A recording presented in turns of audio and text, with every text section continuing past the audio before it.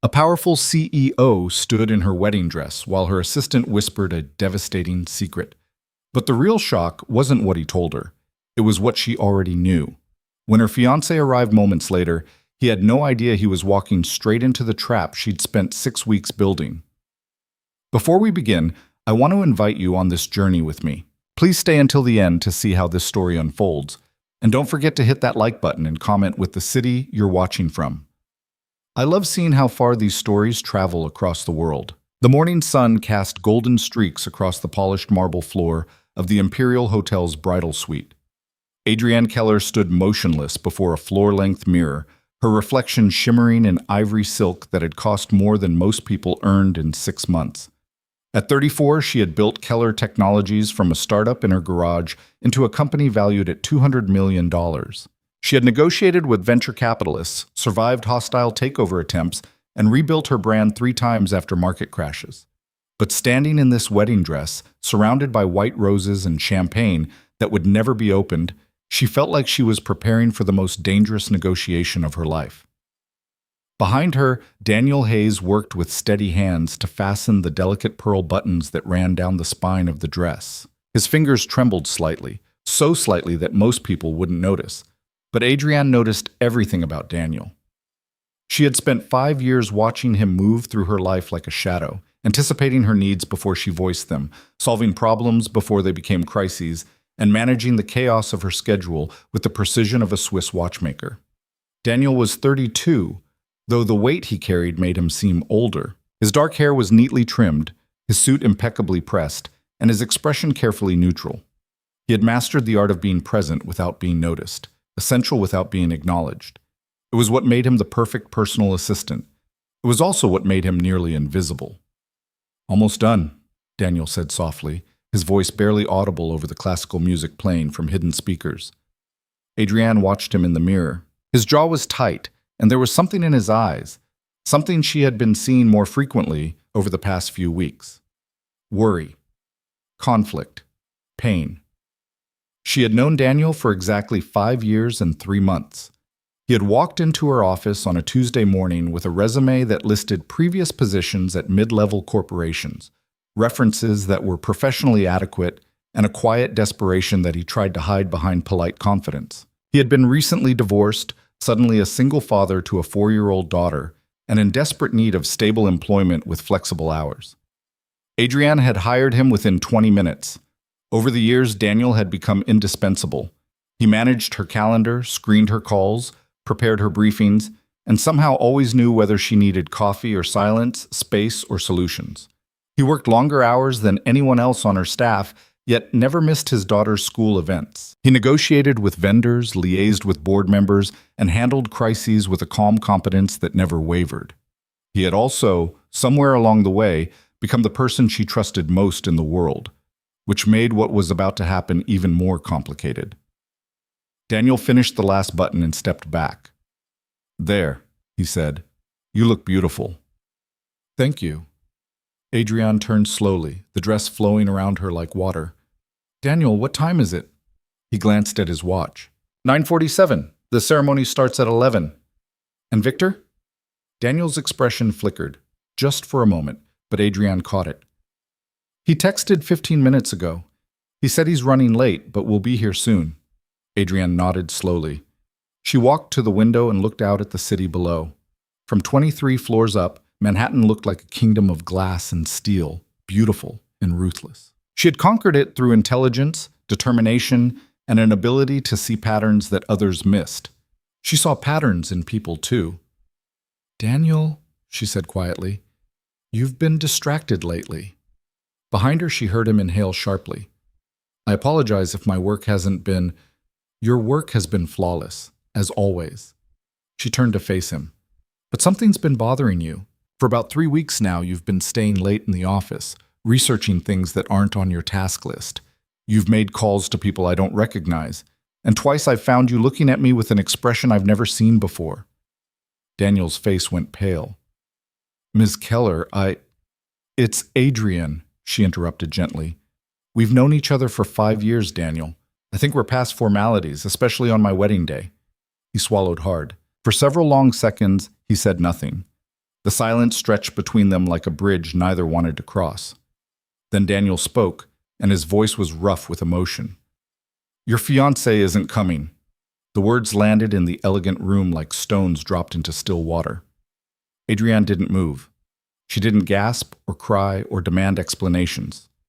She simply stood there, watching Daniel with eyes that seemed to see straight through him. "Tell me," she said. Daniel closed his eyes briefly, as if gathering strength. When he opened them again, they were filled with a mixture of anguish and determination. "3 weeks ago, you asked me to coordinate with Victor's assistant about the honeymoon arrangements," he began. "There was some confusion about passport documentation, so I offered to help resolve it.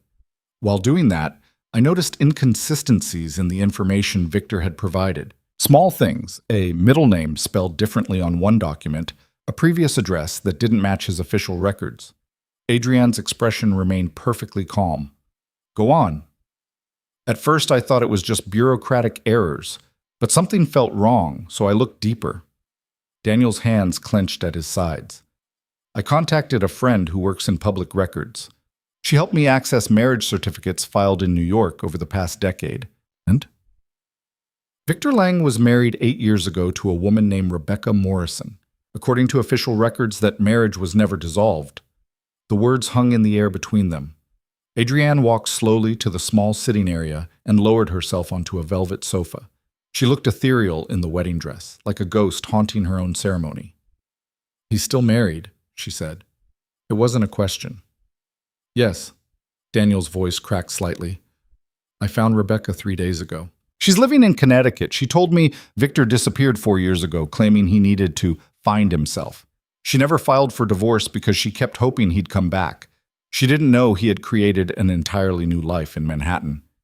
"Did she know about me?" "No. When I told her Victor was planning to marry you, she was devastated." Daniel moved closer but stopped himself from reaching out to her. "Adrienne, I'm so sorry. I should have told you immediately when I first suspected something, but I needed to be certain. And then once I was certain, I struggled with how to tell you. You seemed so happy planning this wedding. Every time I tried to speak up, I convinced myself it wasn't my place, that maybe there was an explanation, that I was wrong. But you weren't wrong." "No." Daniel's voice dropped to barely a whisper. "I wasn't wrong."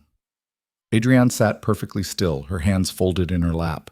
The morning light illuminated her face, revealing an expression that was impossible to read. Then she asked the question that changed everything. "Did you wait to tell me because you wanted to protect me from being hurt too early? Or because you didn't want me to marry him at all?" Daniel froze. The question cut through all his careful justifications and exposed the truth he had been hiding even from himself. He struggled to find words that wouldn't betray too much. "I wanted to protect you. That's not what I asked." Her eyes met his, and in that moment, all the professional distance they had carefully maintained for 5 years evaporated. Daniel saw himself reflected in her gaze, not as an assistant or employee, but as a man who had been in love with his boss for longer than he wanted to admit. "Both," he finally said, his voice raw. "It was both. I didn't want you to be hurt, but I also—" He stopped, unable to continue. Adrienne rose gracefully from the sofa and walked toward him. The dress whispered against the floor. "You also didn't want me to marry him," she finished for him. Daniel nodded, unable to speak. "Why?" The question was simple, but the answer was impossibly complex. Daniel thought about all the moments he had swallowed his feelings, watching Adrienne laugh at Victor's jokes, seeing her try on engagement rings, listening to her excitedly plan a future with a man who didn't deserve her. He thought about the nights he went home to his daughter and wondered what his life might have been if circumstances had been different, if he had been brave enough to see himself as something more than just an assistant. "Because he doesn't see you," Daniel said quietly. "Not really. He sees the CEO, the wealth, the status, but he doesn't see the woman who works until 3 a.m., because she feels responsible for every employee who depends on her company. He doesn't see how you always remember the names of the cleaning staff and ask about their families. He doesn't see how you cry when you watch sad movies, even though you pretend you don't. He doesn't know that you're afraid of thunderstorms, or that you donate anonymously to a dozen charities, or that you keep a photo of your late father in your desk drawer and talk to it when you're making difficult decisions. Adrian's eyes glistened, but no tears fell. Victor doesn't know any of that, Daniel continued, because he's never bothered to look beyond the surface. And you deserve someone who sees all of you, not just the parts that benefit them. For a long moment, neither of them moved. The air between them felt charged with everything that had never been said in 5 years of careful professionalism. Then Adrian smiled, a small, strange smile that Daniel couldn't interpret. "Daniel," she said softly, "I need to tell you something." "What?" "I discovered Victor was still married 6 weeks ago." Daniel stared at her, certain he had misheard. "What?" "6 weeks ago, I hired my own investigator." Adrian's voice was steady, controlled. "I had suspicions about Victor's past. Small inconsistencies, like you mentioned. I'm very good at seeing patterns, and something about his story never quite aligned, so I did what I always do when facing uncertainty. I gathered data." "You knew?" Daniel's mind reeled. "You knew for 6 weeks?" "Yes." "Then why—" He gestured helplessly at the wedding dress, the flowers, the venue downstairs where 200 guests were gathering. "Why go through with all of this, but—" Adrian walked back to the window. When she spoke again, her voice carried the cold calculation of a CEO who had built an empire through strategic thinking. "Because I needed to understand the full scope of Victor's deception. When I discovered he was still married, I knew that was likely just the beginning. Men who lie about something that significant rarely stop there, so I kept planning the wedding while my investigator kept digging." She turned to face Daniel, and now her expression was sharp as glass.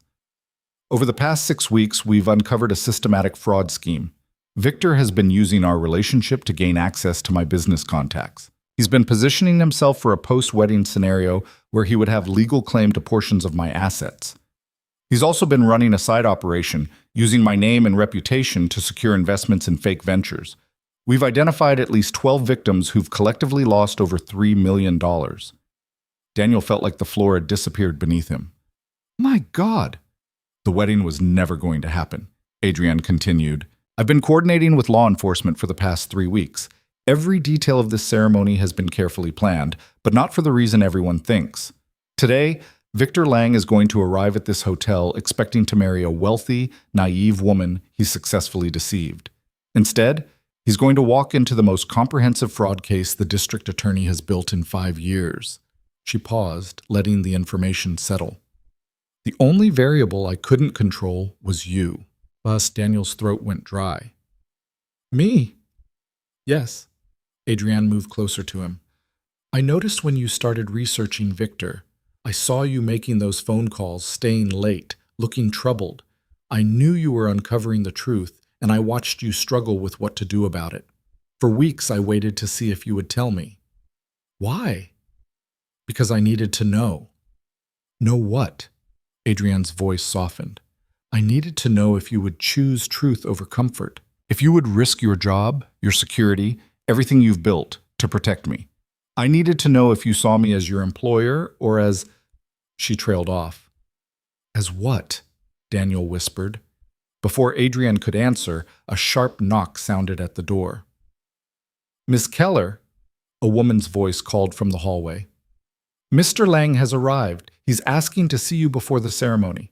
Daniel and Adrian locked eyes. In that moment, everything they had been to each other, employer and assistant, friend and confidant, two people divided by professional boundaries and unspoken feelings, crystallized into something new. "Are you ready?" Adrian asked. Daniel understood she wasn't asking about the confrontation with Victor. She was asking something much bigger. "Yes," he said. Adrian walked to the door and opened it. Her head of security, Marcus Chen, stood in the hallway with a subtle earpiece and the alert posture of someone expecting trouble. "Send him in," Adrian said. "And Marcus, make sure Detective Morrison and her team are in position." Marcus nodded and spoke quietly into his microphone. Moments later, footsteps echoed down the hallway. Victor Lang appeared in the doorway. He was 42, handsome in the way that men with money and personal trainers often are. His tuxedo was custom-tailored, his smile confident, and his eyes bright with what looked like genuine affection. He carried a small velvet box in one hand.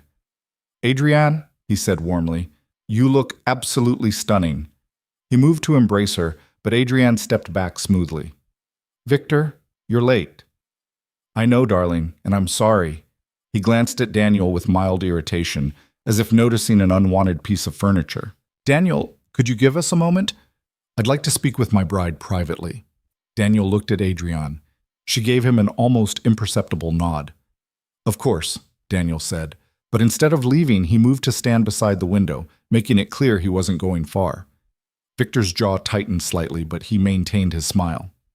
Adrienne, I wanted to give you this before the ceremony. He opened the velvet box, revealing a diamond bracelet that sparkled in the morning light. It was my grandmother's. I wanted you to wear something from my family. Your family, Adrienne repeated slowly. She made no move to take the bracelet. Yes. Victor moved closer. Adrienne, is something wrong? You seem distant. Do I? Talk to me. He reached for her hand, but again she withdrew. His smile faltered. What's going on? Adrienne walked to the small desk where her wedding planner had left various documents. She picked up a manila folder and turned to face Victor. I have some questions about your family, she said calmly, starting with your wife. The change in Victor was instantaneous. His smile vanished. His eyes went cold and calculating. What are you talking about? Rebecca Morrison. You married her 8 years ago in Albany. The marriage was never dissolved. Victor's face flushed red. That's absurd. Rebecca and I divorced years ago.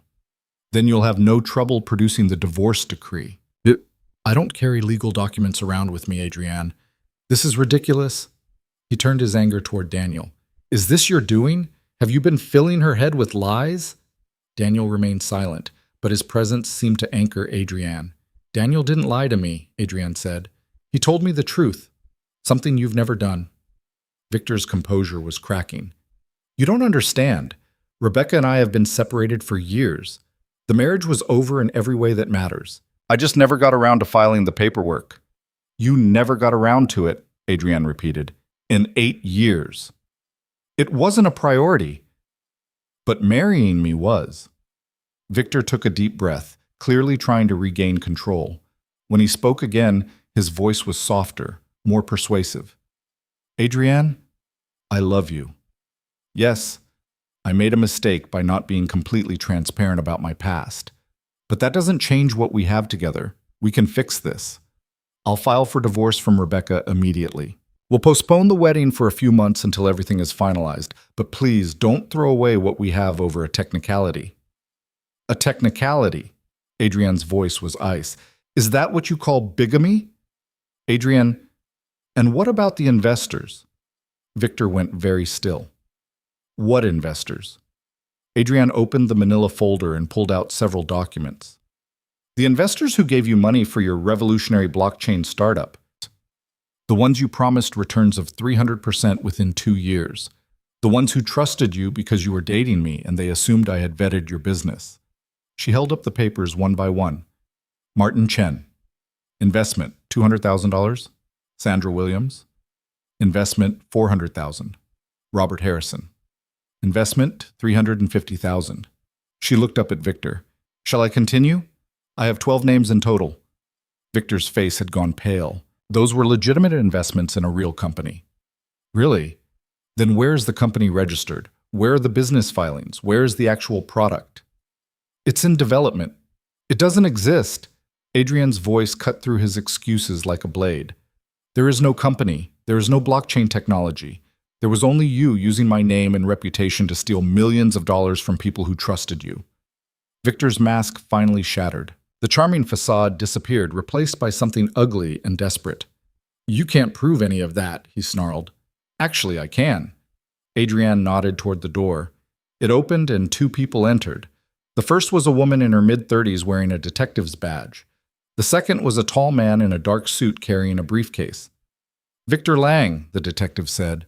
I'm Detective Morrison with the Manhattan District Attorney's Office. This is Assistant District Attorney James Chen. We have some questions about your business dealings.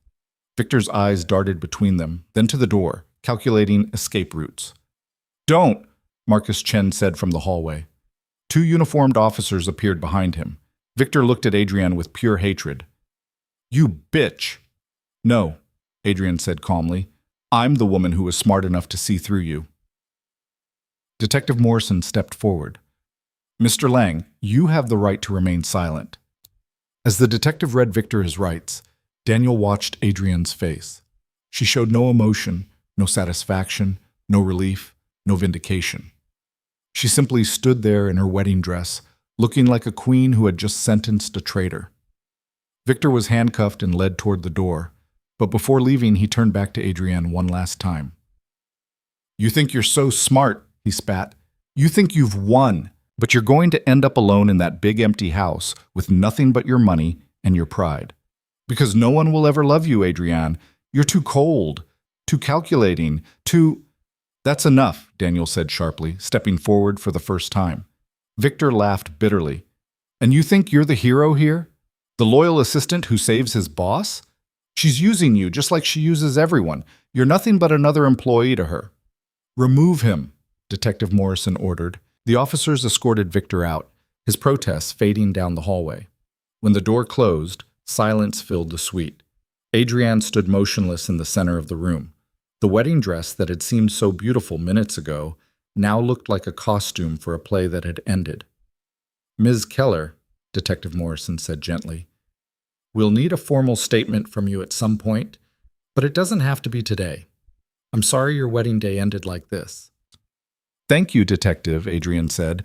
I'll have my lawyer coordinate with your office. The detective and ADA gathered their materials and left, followed by Marcus and the security team. The door closed again. And then there were two.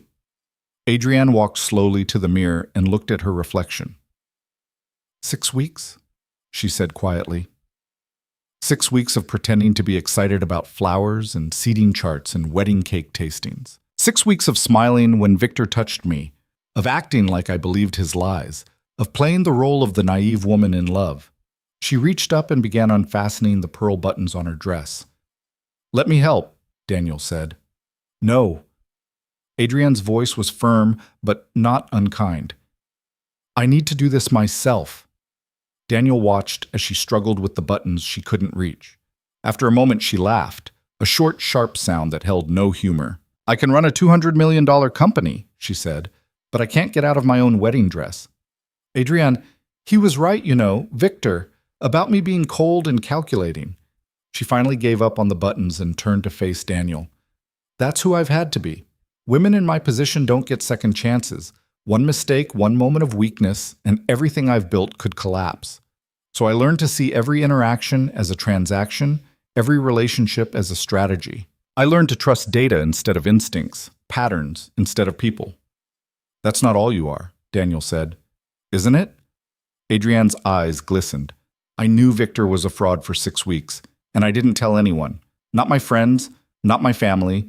I let them all continue planning for a wedding that was never going to happen because I needed to build an airtight case. I used their genuine happiness to maintain the illusion. What does that make me? It makes you strong. Or heartless. No. Daniel moved closer. It makes you someone who understands that sometimes you have to endure pain to prevent greater harm. Victor wasn't just going to hurt you, Adrian. He had already hurt 12 other people, and he would have hurt more. You stopped him. That's not heartless. That's courage. Adrian looked at him with an expression he had never seen before, vulnerable, uncertain, almost afraid. Why did you really wait to tell me? She asked. The truth, Daniel. Not the professional answer, the real answer. Daniel knew this was the moment. Everything they had been dancing around for 5 years had led here, to this impossible conversation in a bridal suite where a wedding would never take place. Because I was afraid, he admitted. Afraid that if I told you about Victor, you would ask me why I had been investigating him so thoroughly. And then I would have to admit that I wasn't doing it just as your assistant. I was doing it because the thought of you marrying him made me feel like I was losing something I never had in the first place. And what was that? Hope. The word came out as barely a whisper. Hope that someday, somehow, you might see me as more than just the person who manages your schedule. Adrian stepped closer. They were inches apart now, close enough that Daniel could see the fine details of her face. The small scar above her left eyebrow from a childhood fall, the flecks of amber in her hazel eyes, the way her breathing had quickened. "Daniel," she said softly, "why do you think I asked you to help me with this dress this morning?" I I don't know." "Yes, you do." Daniel's mind raced back through the morning. Adrienne had 3 bridesmaids, a professional stylist, and a wedding planner all available to help her dress. She could have chosen any of them. Instead, she had sent everyone away and asked for Daniel. "You wanted to see if I would tell you," he said slowly. "You wanted to know if I would choose protecting you over protecting myself." "Yes, but there was more to it than that." Adrienne reached up and gently touched his face. "I wanted to see if you would finally see yourself the way I see you." "How do you see me?" "As the man who has been standing beside me for 5 years. The man who knows that I hate small talk at networking events, so he creates elaborate excuses to extract me. The man who remembers that I'm allergic to lilies and makes sure they're never in my office. The man who told his daughter stories about a superhero businesswoman because he wanted her to believe women could do anything." Daniel's breath caught. "You knew about that?" "I know everything about you, Daniel. I know you drive a 12-year-old sedan that you keep meticulously maintained. I know you've been taking online business courses for the past 2 years because you want to create a better life for your daughter. I know you send half your paycheck to your ex-wife to help with expenses you're not legally required to cover because you believe it's the right thing to do. I know you volunteer at a literacy program every Saturday morning and tell me you're running errands." "How, Because I pay attention to you the same way you pay attention to me," Adrienne said. "Because somewhere over the past 5 years, you stopped being just my assistant and became the person I trusted with everything that matters. And when I discovered Victor was a fraud, the first thing I thought wasn't about the legal complications or the embarrassment or the money. It was about you." "Me?" "I thought, I need to tell Daniel. Not my lawyer, not my family, not my friends. You. Because you're the person I turn to when everything falls apart." Daniel felt like the world had tilted on its axis.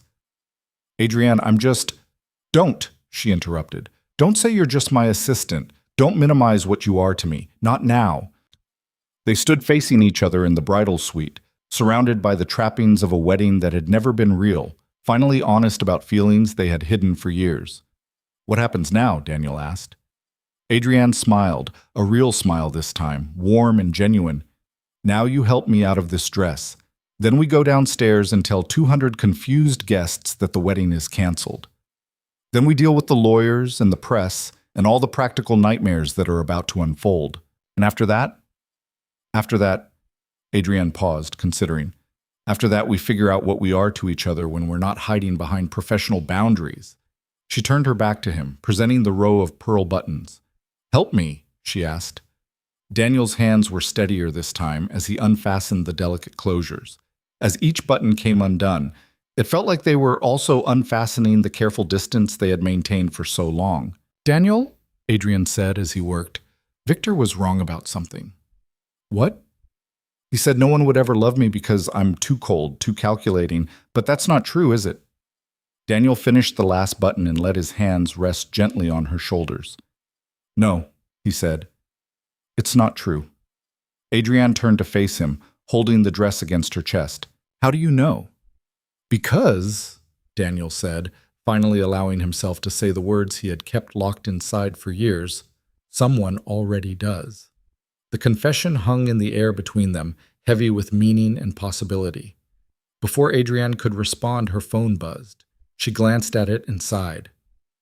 "It's my head of PR. The guests are starting to ask questions." "We should go," Daniel said. "Yes." But neither of them moved. Finally, Adrienne reached out and took Daniel's hand. "Walk with me?" she asked. "Not 3 steps behind. Beside me." Daniel laced his fingers through hers. "Always." As they left the bridal suite together, the morning sun streamed through the tall windows, illuminating a path forward neither of them had expected, but both of them had secretly hoped for. The wedding was over, but something new was just beginning. The elevator descended in silence. Adrienne had changed into a simple charcoal dress she kept in her office for emergencies, though Daniel suspected she had never imagined an emergency quite like this. Her hand remained in his, their fingers intertwined in a way that felt both natural and revolutionary. "Are you nervous?" Daniel asked as the floor numbers counted down. "Terrified," Adrienne admitted. I've faced hostile board meetings, survived market crashes, and rebuilt my company from near bankruptcy. But walking into a ballroom full of people expecting a wedding and telling them it's not happening, that actually scares me. You don't have to do this alone. She squeezed his hand. I know. The elevator chimed as it reached the lobby level. When the doors opened, they were immediately met by Catherine Mills, Adrienne's head of public relations. Catherine was 52, brilliant, and currently looked like she was on the verge of a nervous breakdown. Adrienne, thank heavens, Catherine said, her voice tight with stress. The guests are getting restless. Your mother has called me 4 times in the last 10 minutes. The caterers are asking about timing for the reception, and someone from the Manhattan Chronicle just showed up asking for a statement about police activity in the building. The press is already here? Adrienne asked. They monitor police scanners. When they heard units dispatched to the Imperial Hotel on what was supposed to be your wedding day, they put 2 and 2 together. Catherine's eyes darted to Daniel's hand holding Adrienne's, but she was too professional to comment. What do you want me to tell them? The truth, Adrienne said. Prepare a statement. My fiancé has been arrested on fraud charges. The wedding is canceled. I appreciate everyone's understanding during this difficult time. Catherine pulled out her tablet and began typing rapidly. And the guests? I'll speak to them myself. Adrienne, are you sure that's wise? We could simply announce the cancellation and… These people came here because they care about me, Adrienne interrupted. Or at least they think they do. They deserve to hear the truth directly. Catherine nodded reluctantly. I'll inform the hotel staff and coordinate with security. The ballroom is ready whenever you are. As Catherine hurried away, Daniel felt Adrienne's grip tighten on his hand. Still terrified? He asked quietly. More than before. Then let's go be terrified together. They walked through the hotel's opulent lobby toward the grand ballroom. Daniel could see guests milling about in the hallway, dressed in formal attire, checking their watches and murmuring to each other. As Adrienne approached, conversation stopped. Heads turned, the air filled with questions no one quite dared to ask. Adrienne's mother, Patricia Keller, appeared from the crowd. She was 68, elegant in a pale blue dress, and her face was etched with concern. Adrienne, darling, what's going on? Patricia asked. People are saying the police were here. Is Victor all right? Mom, can we talk inside? Patricia's eyes moved to Daniel, taking in their joined hands with visible confusion. Daniel, what are you doing here? He's with me, Adrienne said simply. Before Patricia could press further, Marcus Chen appeared at Adrienne's elbow. Ms. Keller, the ballroom is secured. Whenever you're ready. Adrienne nodded. She looked at Daniel one more time, drawing strength from his presence, then released his hand and walked toward the ballroom entrance. Daniel started to follow, but Patricia caught his arm. What happened? She asked urgently. And why are you holding my daughter's hand? Mrs. Keller, Adrienne will explain everything, but you should know that she's incredibly brave, and she's about to do something very difficult. Patricia studied his face for a long moment. You care about her. It wasn't a question, but Daniel answered anyway. Yes, I do. How long? Too long to count. Patricia's expression softened slightly. Then stay close to her. Something tells me she's going to need you. Inside the ballroom, 200 guests had gathered in expectation of a wedding ceremony. The space was stunning. Crystal chandeliers, white orchids, silk drapery, and rows of chairs facing an altar decorated with roses. A string quartet sat ready with their instruments. Everything was perfect, except for the one thing that mattered most. There would be no wedding. Adrienne walked to the front of the room, her footsteps echoing on the polished floor. Conversations died as people noticed her. The dress was wrong. Everyone could see that. This wasn't bridal attire. This was something else entirely. Daniel positioned himself near the side entrance where he could see Adrienne clearly. Marcus and 2 other security personnel stood at strategic points around the room. Adrienne stood before the altar and took a breath. Thank you all for coming today, she began. Her voice carried across the silent ballroom. I know you're here expecting to witness a wedding. I'm sorry to tell you that won't be happening. A ripple of shock moved through the crowd. Someone gasped. Patricia gripped the back of a chair. This morning, my fiancé, Victor Lang, was arrested on multiple counts of fraud, Adrienne continued. Over the past several weeks, I've been working with law enforcement to build a case against him. Victor was using our relationship to gain access to my business network and steal money from investors who trusted him because of his association with me. The murmurs grew louder. Daniel saw various reactions: shock, confusion, anger, and in some faces, something that looked uncomfortably like satisfaction. I discovered Victor's criminal activities 6 weeks ago, Adrienne said. I made the choice to continue planning this wedding while gathering evidence. I understand that decision may seem strange or calculated to some of you, but I want you to understand why I did it. She paused, looking out at the faces before her. Victor Lang defrauded at least 12 people that we know of. He stole over $3 million, and he was planning to use our marriage to expand his schemes and hurt even more people. If I had simply confronted him and called off the wedding when I first discovered the truth, he would have disappeared, changed his identity again, and continued victimizing others. By maintaining the illusion that everything was normal, we were able to gather the evidence needed to ensure he faces real consequences. Patricia had tears streaming down her face. Other guests looked devastated, particularly those who had invested in Victor's fake companies. Martin Chen, the man who had lost $200,000, stood up from his seat. Adrienne, I invested in Victor's blockchain company because he was marrying you. I trusted him because of you. I know, Mr. Chen, and I'm deeply sorry. The district attorney's office is working to recover as much of the stolen money as possible. My legal team will also be reaching out to all of Victor's victims to discuss restitution. But the money's gone, Martin said bitterly. My retirement savings, my daughter's college fund, it's all gone because I trusted you. The accusation hung in the air like smoke. Adrienne didn't flinch. You're right to be angry. Victor used my reputation as a weapon, and I didn't protect you from that. I can't give you back the time or the security you've lost. All I can offer is my commitment to making this as right as possible and ensuring Victor pays for what he's done. She looked directly at Martin as she spoke, and Daniel saw something shift in the older man's expression. The anger didn't disappear, but it softened slightly in the face of Adrienne's unflinching honesty. Another guest stood, a woman in her 30s whom Daniel didn't recognize. How did you not know? She asked. You're supposed to be brilliant. How did Victor fool you?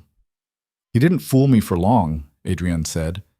But he fooled me initially because I wanted to believe him. I wanted to believe that someone could see past my money and my company and want me for who I am. That desire made me vulnerable. It made me ignore small warning signs that I would have caught immediately in a business context. The admission surprised Daniel. Adrienne rarely acknowledged vulnerability, especially in public.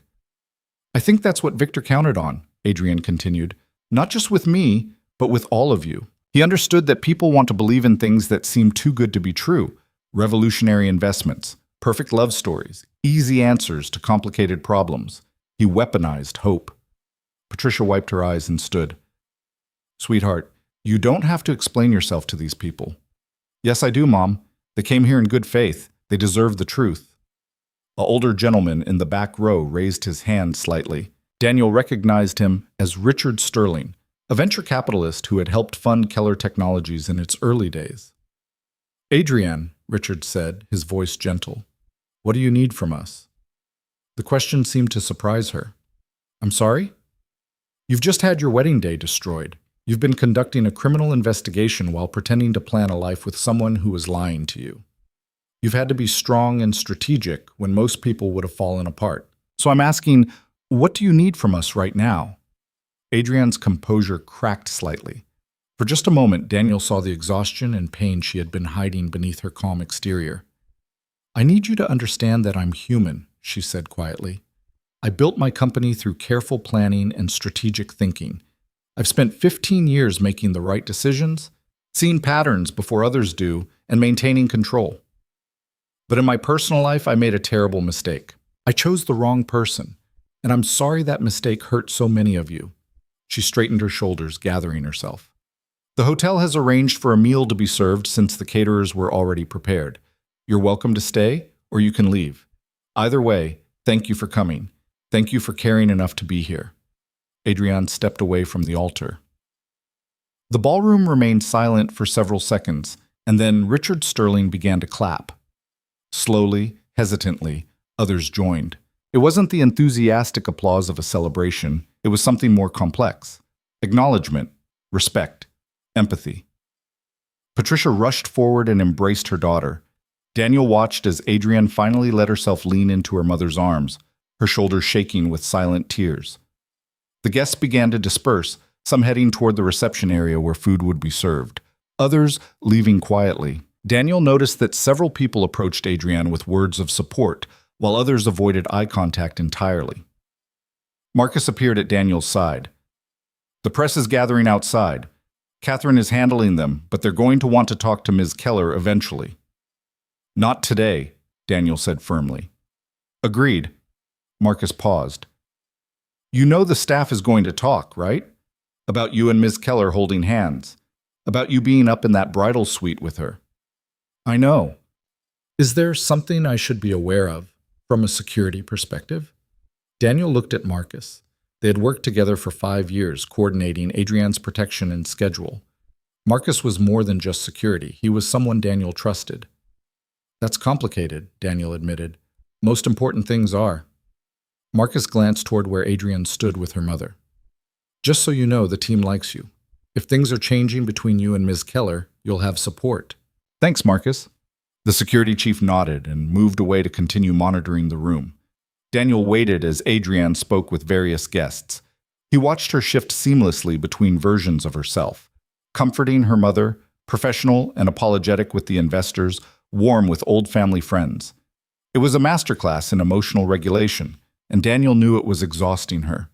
After nearly an hour, Patricia finally pulled Adrienne aside. You need to rest, sweetheart. Let me take you home. I can't leave yet. There are still people I need to talk to, and Catherine needs me to review the press statement and… Adrienne, Patricia's voice was firm, you've been strong enough for one day. Let someone else handle the rest. Mom, I'm fine. No, you're not, and that's okay. Daniel saw Adrienne's resistance crumbling. She was running on fumes, held together by sheer willpower and professional habit.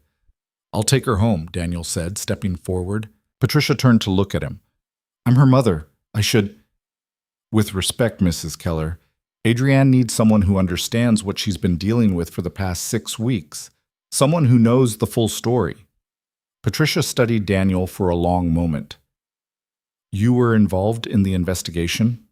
Yes. Did you know this whole time that the wedding wasn't going to happen? No. I discovered Victor was a fraud 3 weeks ago. I didn't know Adrienne had already been investigating him until this morning. Patricia's expression was unreadable. Finally, she said, Take care of my daughter, Daniel. I will. Patricia kissed Adrienne's forehead and whispered something Daniel couldn't hear. Then she gathered her coat and left, leaving Daniel and Adrienne standing together in the slowly emptying ballroom. I should go talk to the caterers about the food arrangements, Adrienne said, but she didn't move. The hotel staff can handle that. And I need to review Catherine's press statement.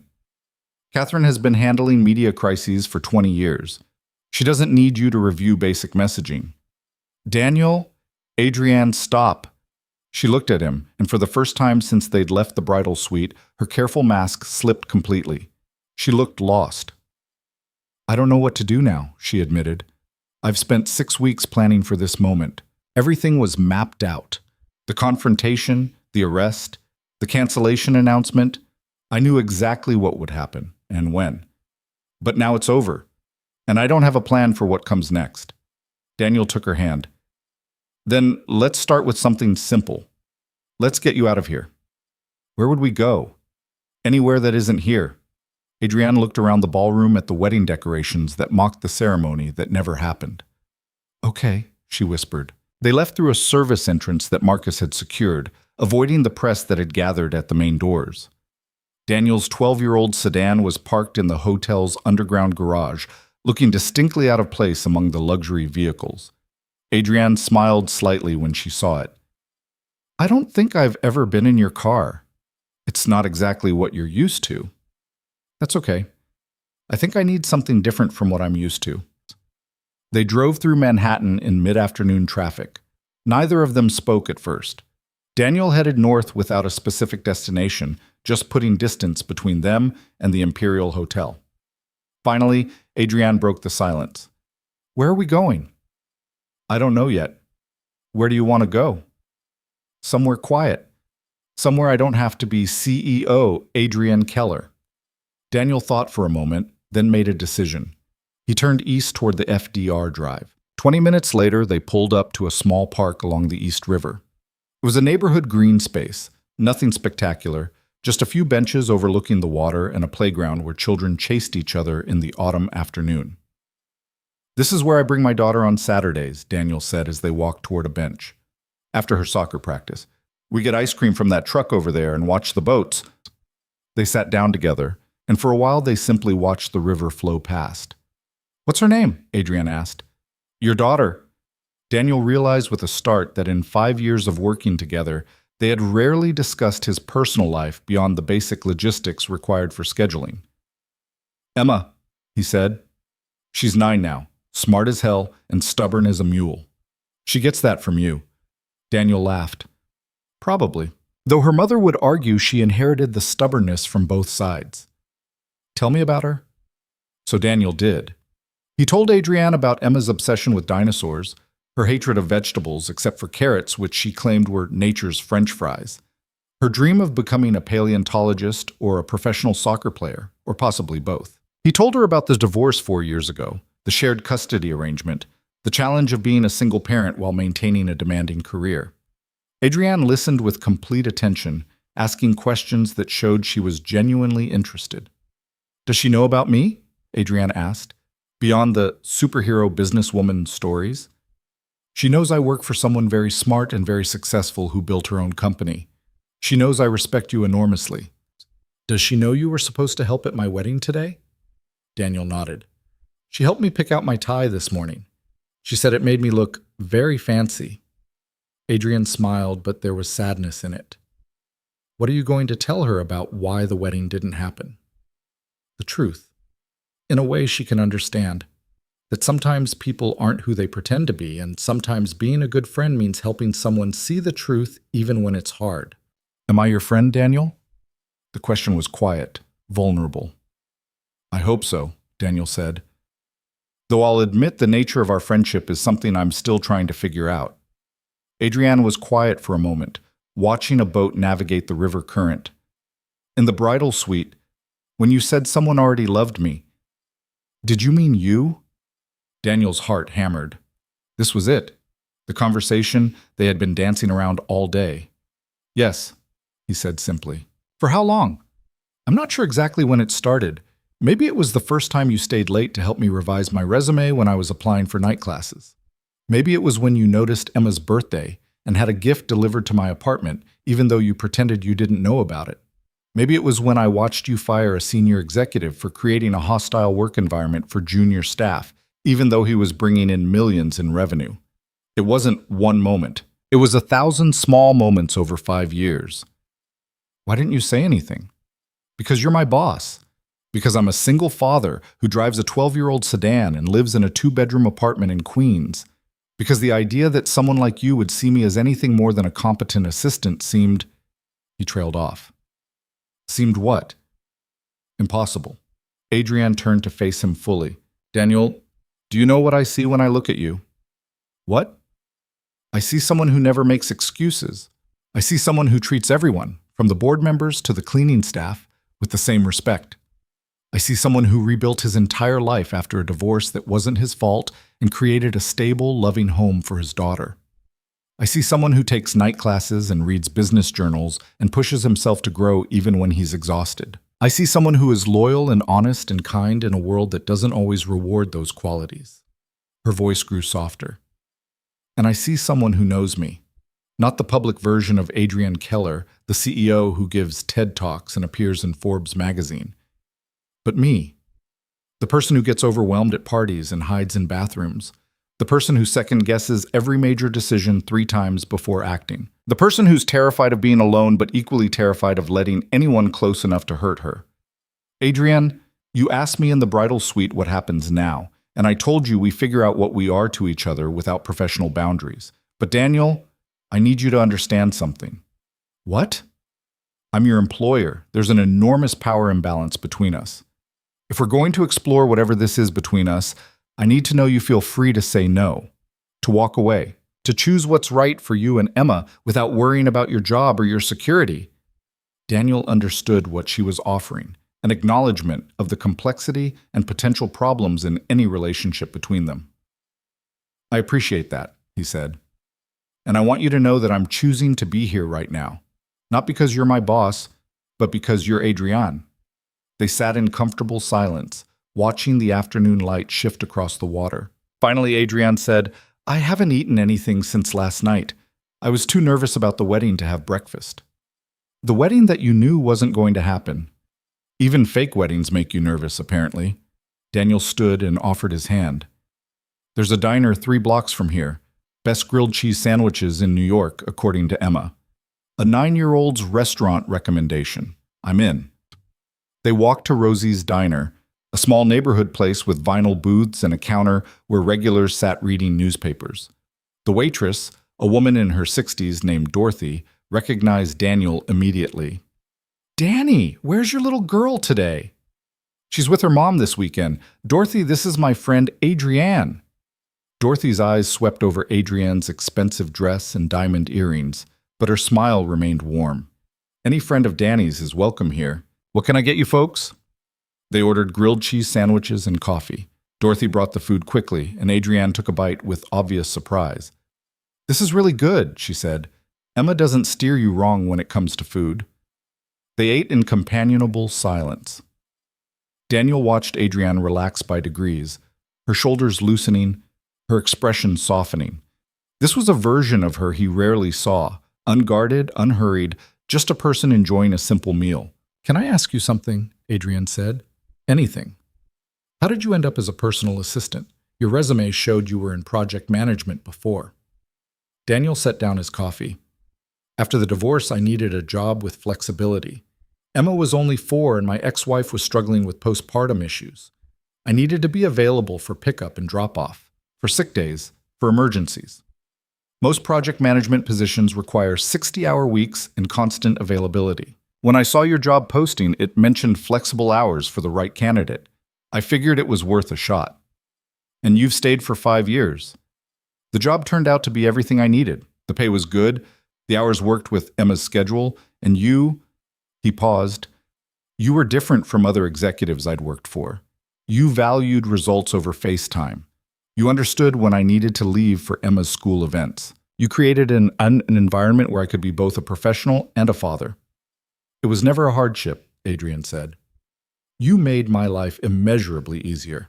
The flexibility was a small price to pay for having someone I could trust completely. Dorothy returned to refill their coffee. As she walked away, Adrienne's phone buzzed. She glanced at it and sighed. Catherine, the press statement has been released. Apparently it's trending on social media. Do you want to read the coverage? No, not yet. Right now, I just want to sit in this diner with you and pretend the world doesn't exist for a little while longer. So that's what they did. They talked about everything and nothing, books they'd read, places they'd traveled, dreams they'd abandoned, and ones they still chased. They talked about Daniel's desire to eventually start his own consulting business and Adrienne's secret wish to take a year off and travel without an agenda. As the afternoon faded toward evening, Dorothy brought them slices of apple pie. On the house, she said with a wink. You two look like you need something sweet. When they finally left the diner, the sun was setting, painting the city in shades of amber and rose. They walked slowly back toward the park where Daniel's car waited. Thank you, Adrienne said as they reached the vehicle. For what? For today. For being honest with me. For bringing me somewhere normal and real. For being you. Daniel opened the passenger door for her, then walked around to the driver's side. As he started the engine, Adrienne spoke again. Daniel, I need to be honest about something. What? I don't know how to do this, any of this. I've spent my entire adult life being strategic and calculated. I'm very good at business relationships, at professional networks, at transactional interactions. But this, whatever's happening between us, I have no roadmap for it. I'm going to make mistakes. I'm probably going to try to control things that shouldn't be controlled and plan things that should be spontaneous. I know. And that doesn't scare you? Daniel pulled into traffic, considering his answer. It terrifies me, he admitted. Not because of you, but because I have Emma to consider. Whatever we do or don't do, it affects her. If this doesn't work, if we try and it falls apart, I can't just quit my job and move on. My entire life is wrapped up in working for you. So what do? We're honest with each other. We move carefully. We protect Emma. And we accept that we're both scared and neither of us knows what we're doing. Adrienne reached over and took his hand. That's a terrible plan. I know. Let's try it anyway. Daniel drove them back to Adrienne's townhouse on the Upper East Side. It was a beautiful 4-story building that she had renovated herself, filling it with art and books and carefully chosen furniture. But as Daniel pulled up to the curb, he saw Adrienne looking at the building with something like dread. "What's wrong?" he asked. "I don't want to go in there alone," she admitted. "I know I should. I know I need to process everything that happened today. But the thought of walking into that empty house..." She trailed off. Daniel understood. The townhouse was supposed to be filled with wedding gifts and flowers, prepared for Adrienne and Victor to return as newlyweds. Instead, it would be a monument to failure and betrayal. "Do you want me to come in with you?" he offered. "Just for a little while, until you feel steady." "Would you?" "Of course." They went inside together. The house was elegant and impeccably decorated, but Daniel noticed it felt more like a museum than a home. Everything was beautiful, but nothing was lived in. There were no dishes in the sink, no books left open on tables, no evidence of daily life. "Can I get you something to drink?" Adrienne asked, slipping into hostess mode. "Just water." She brought them both glasses and they sat in the living room. The evening light filtered through tall windows, casting long shadows across the floor. "I keep expecting to feel relieved," Adrienne said. "Victor's arrested. The truth is out. It's over. But I just feel empty." "That's normal." "Is it? How would you know?" "Because I felt the same way after my divorce," Daniel said. "Everyone kept telling me I should be happy it was over, that I was free, that I could start fresh. But mostly I just felt like I'd failed at something important. Even though the marriage was wrong, even though ending it was the right choice, I grieved what I'd lost." "What did you lose?" "The future I'd imagined, the family I thought we'd build, the person I thought I was going to be." He set down his water glass. "You lost that too today. Maybe you never loved Victor, but you imagined a future with him, a partnership, a life. That's worth grieving, even if it was based on lies." Adrienne's eyes filled with tears. "I feel so stupid." "You're not stupid. You're human. I'm supposed to be smarter than this. I'm supposed to see through people." "You did see through him. That's why he's in custody instead of on a honeymoon spending your money. But not fast enough. People got hurt because I didn't see it sooner." Daniel moved to sit beside her on the sofa. "Adrienne, you can't control everything. You can't protect everyone. Sometimes bad things happen despite our best efforts." "I hate that." "I know." She leaned her head against his shoulder, and Daniel wrapped his arm around her. They sat like that as the room grew darker, neither of them speaking, just being present with each other. Finally, Adrienne said, "Will you tell me about Emma? More stories?" So Daniel did. He told her about Emma's latest dinosaur obsession, her theory that birds were actually modern dinosaurs trying to remember how to be fierce, her insistence on wearing mismatched socks because matching is boring. He told her about Emma's questions about life and death and why the sky was blue and whether love was real or just chemicals in the brain.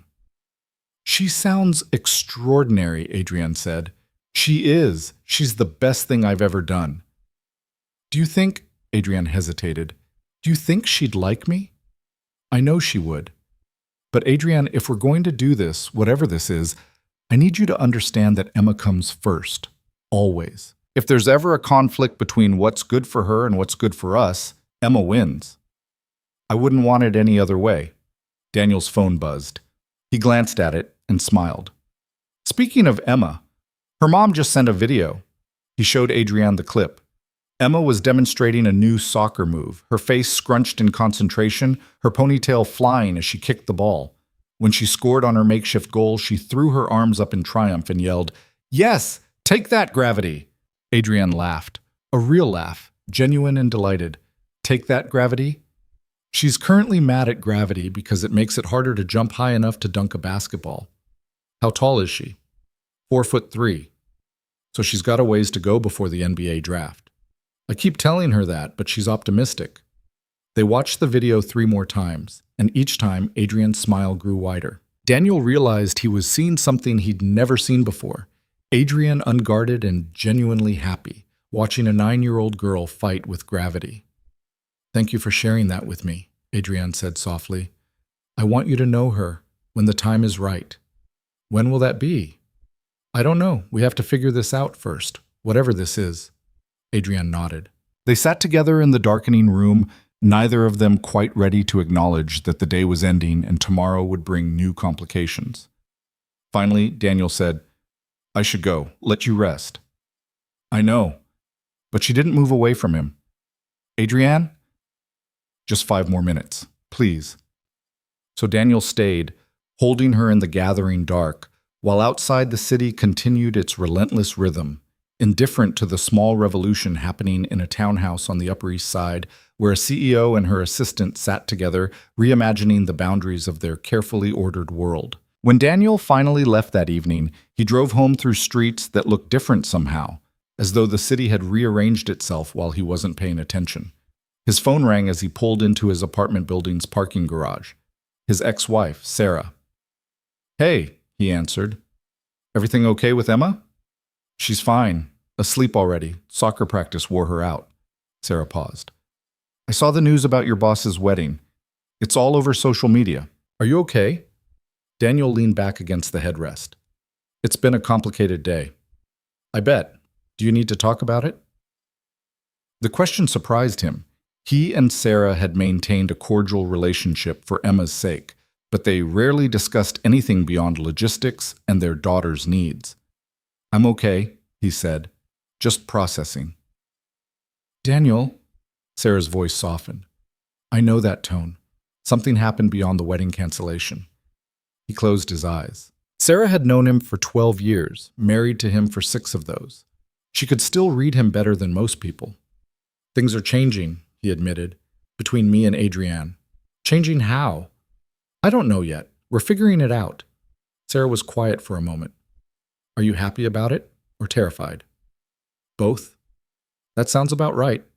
He heard her moving around, probably cleaning up after dinner. "For what it's worth, I always thought you cared about her more than you admitted, even to yourself." "Was I that obvious?" "Only to someone who knew you well. You talked about her the way people talk about someone who matters, not just as a boss, but as a person you genuinely respected and cared about." Daniel hadn't expected this conversation, especially not tonight. "Does it bother you, the idea of me with someone else?" "We've been divorced for 4 years, Daniel. I want you to be happy. And I want Emma to see what a healthy relationship looks like, because she sure didn't see that with us." Sarah paused. "But I need to know that whoever you bring into your life is good for Emma. That's my only concern." "Mine too." "Then I trust your judgment. Just be careful, okay? Office romances are complicated enough without adding in the power dynamics of boss and employee." "I know. And Daniel, make sure you're doing this because you want to, not because you feel obligated or because she's your boss." "I am. This is my choice." After they hung up, Daniel sat in his car for a long time, thinking about choices and consequences. Everything was moving so fast. Just this morning, he had been preparing to watch Adrian marry someone else, burying his feelings under layers of professional distance. Now that distance had collapsed, and he had no idea how to rebuild it, or even if he should. His phone buzzed with a text from Adrienne. "Thank you for staying with me tonight. I needed that more than you know." He typed back, "Anytime. Get some rest." "You too. See you Monday?" Daniel hesitated before responding. Monday meant returning to the office, to their professional relationship, to the reality of being employer and employee. But they had already crossed too many lines to pretend nothing had changed.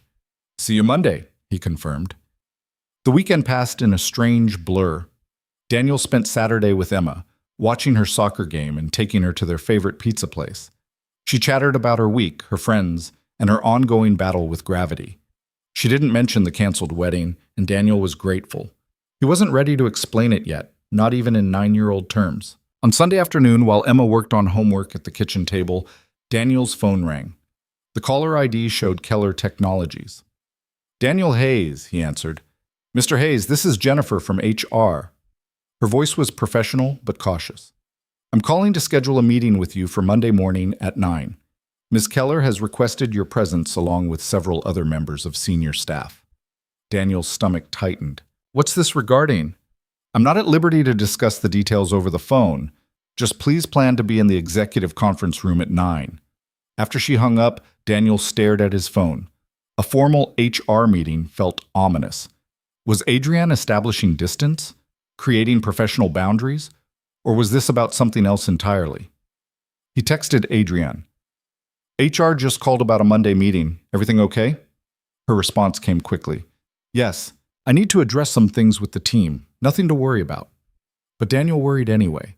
He spent the rest of Sunday trying to distract himself with Emma's homework help and meal prep, but his mind kept circling back to what Monday might bring. Monday morning arrived cold and gray, with rain threatening in heavy clouds.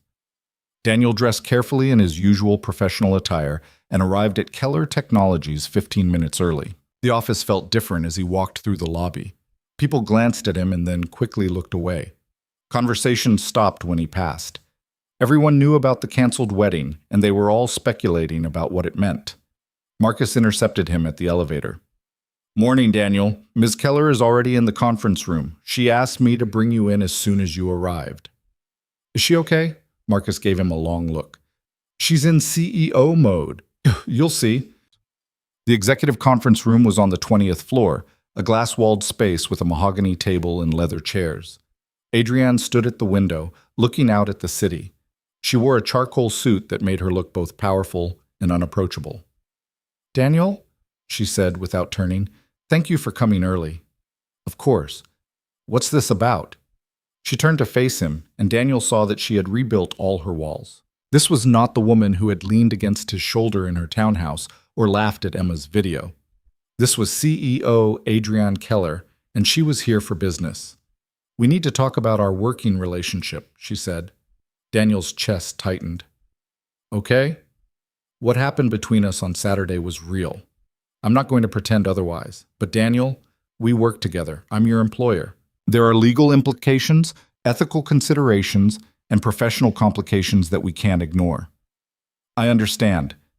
Do you? Because I spent all day yesterday consulting with lawyers and HR specialists. If we pursue any kind of personal relationship, we need to do it correctly. That means disclosure to HR, documentation, clear boundaries between professional and personal interactions. It means you can't report directly to me anymore. It means accepting that people will talk and judge and question your competence and my judgment. Daniel absorbed this. What are you saying? I'm saying that before we move forward with anything personal, I need to restructure the organization. I need to create a position for you that doesn't involve direct reporting to me. And I need to make sure you understand what you'd be giving up. Giving up? Adrienne moved closer to him. Daniel, you're my personal assistant. You have access to everything in my professional and personal life. If we start a relationship and it doesn't work out, you can't continue in that role. It wouldn't be fair to either of us. So I need you to think very carefully about whether this is what you really want. You've already made your decision, haven't you? Daniel asked quietly. You're going to create distance between us professionally regardless of what I say. Yes, because it's the right thing to do. Because I won't put you in a position where your career advancement depends on maintaining a personal relationship with me. And because I need to know that if we do this, we're doing it as equals, not as employer and employee. Daniel understood the wisdom in her approach, but it still stung. So what happens now? Now we have a meeting with senior staff where I announce organizational changes.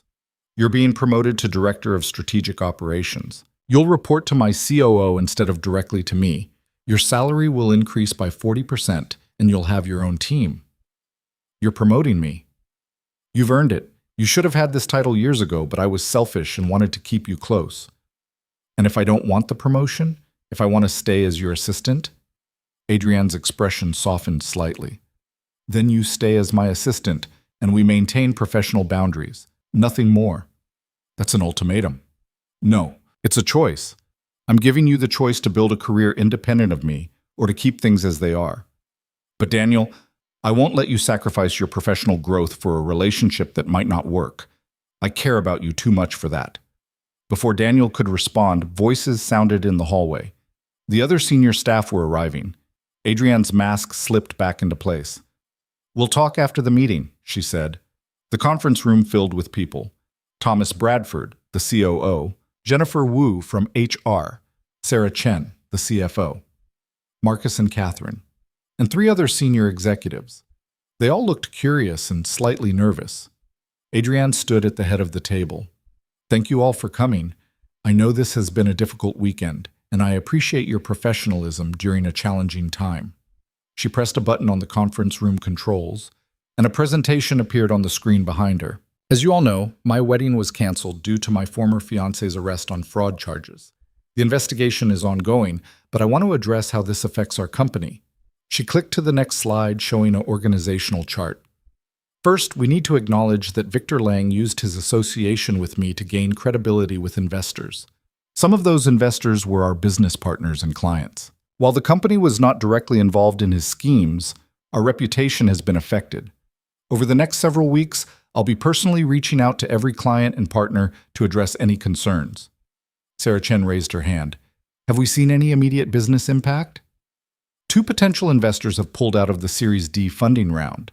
However, 3 others have reached out with increased interest, saying they admire how we handled the situation. "Overall, I expect minimal financial impact." Adrienne clicked to the next slide. "Second, I'm announcing some organizational changes that have been in development for several months." Daniel's pulse quickened. "Daniel Hayes has been serving as my personal assistant for 5 years. During that time, he's demonstrated exceptional strategic thinking, crisis management, and operational expertise.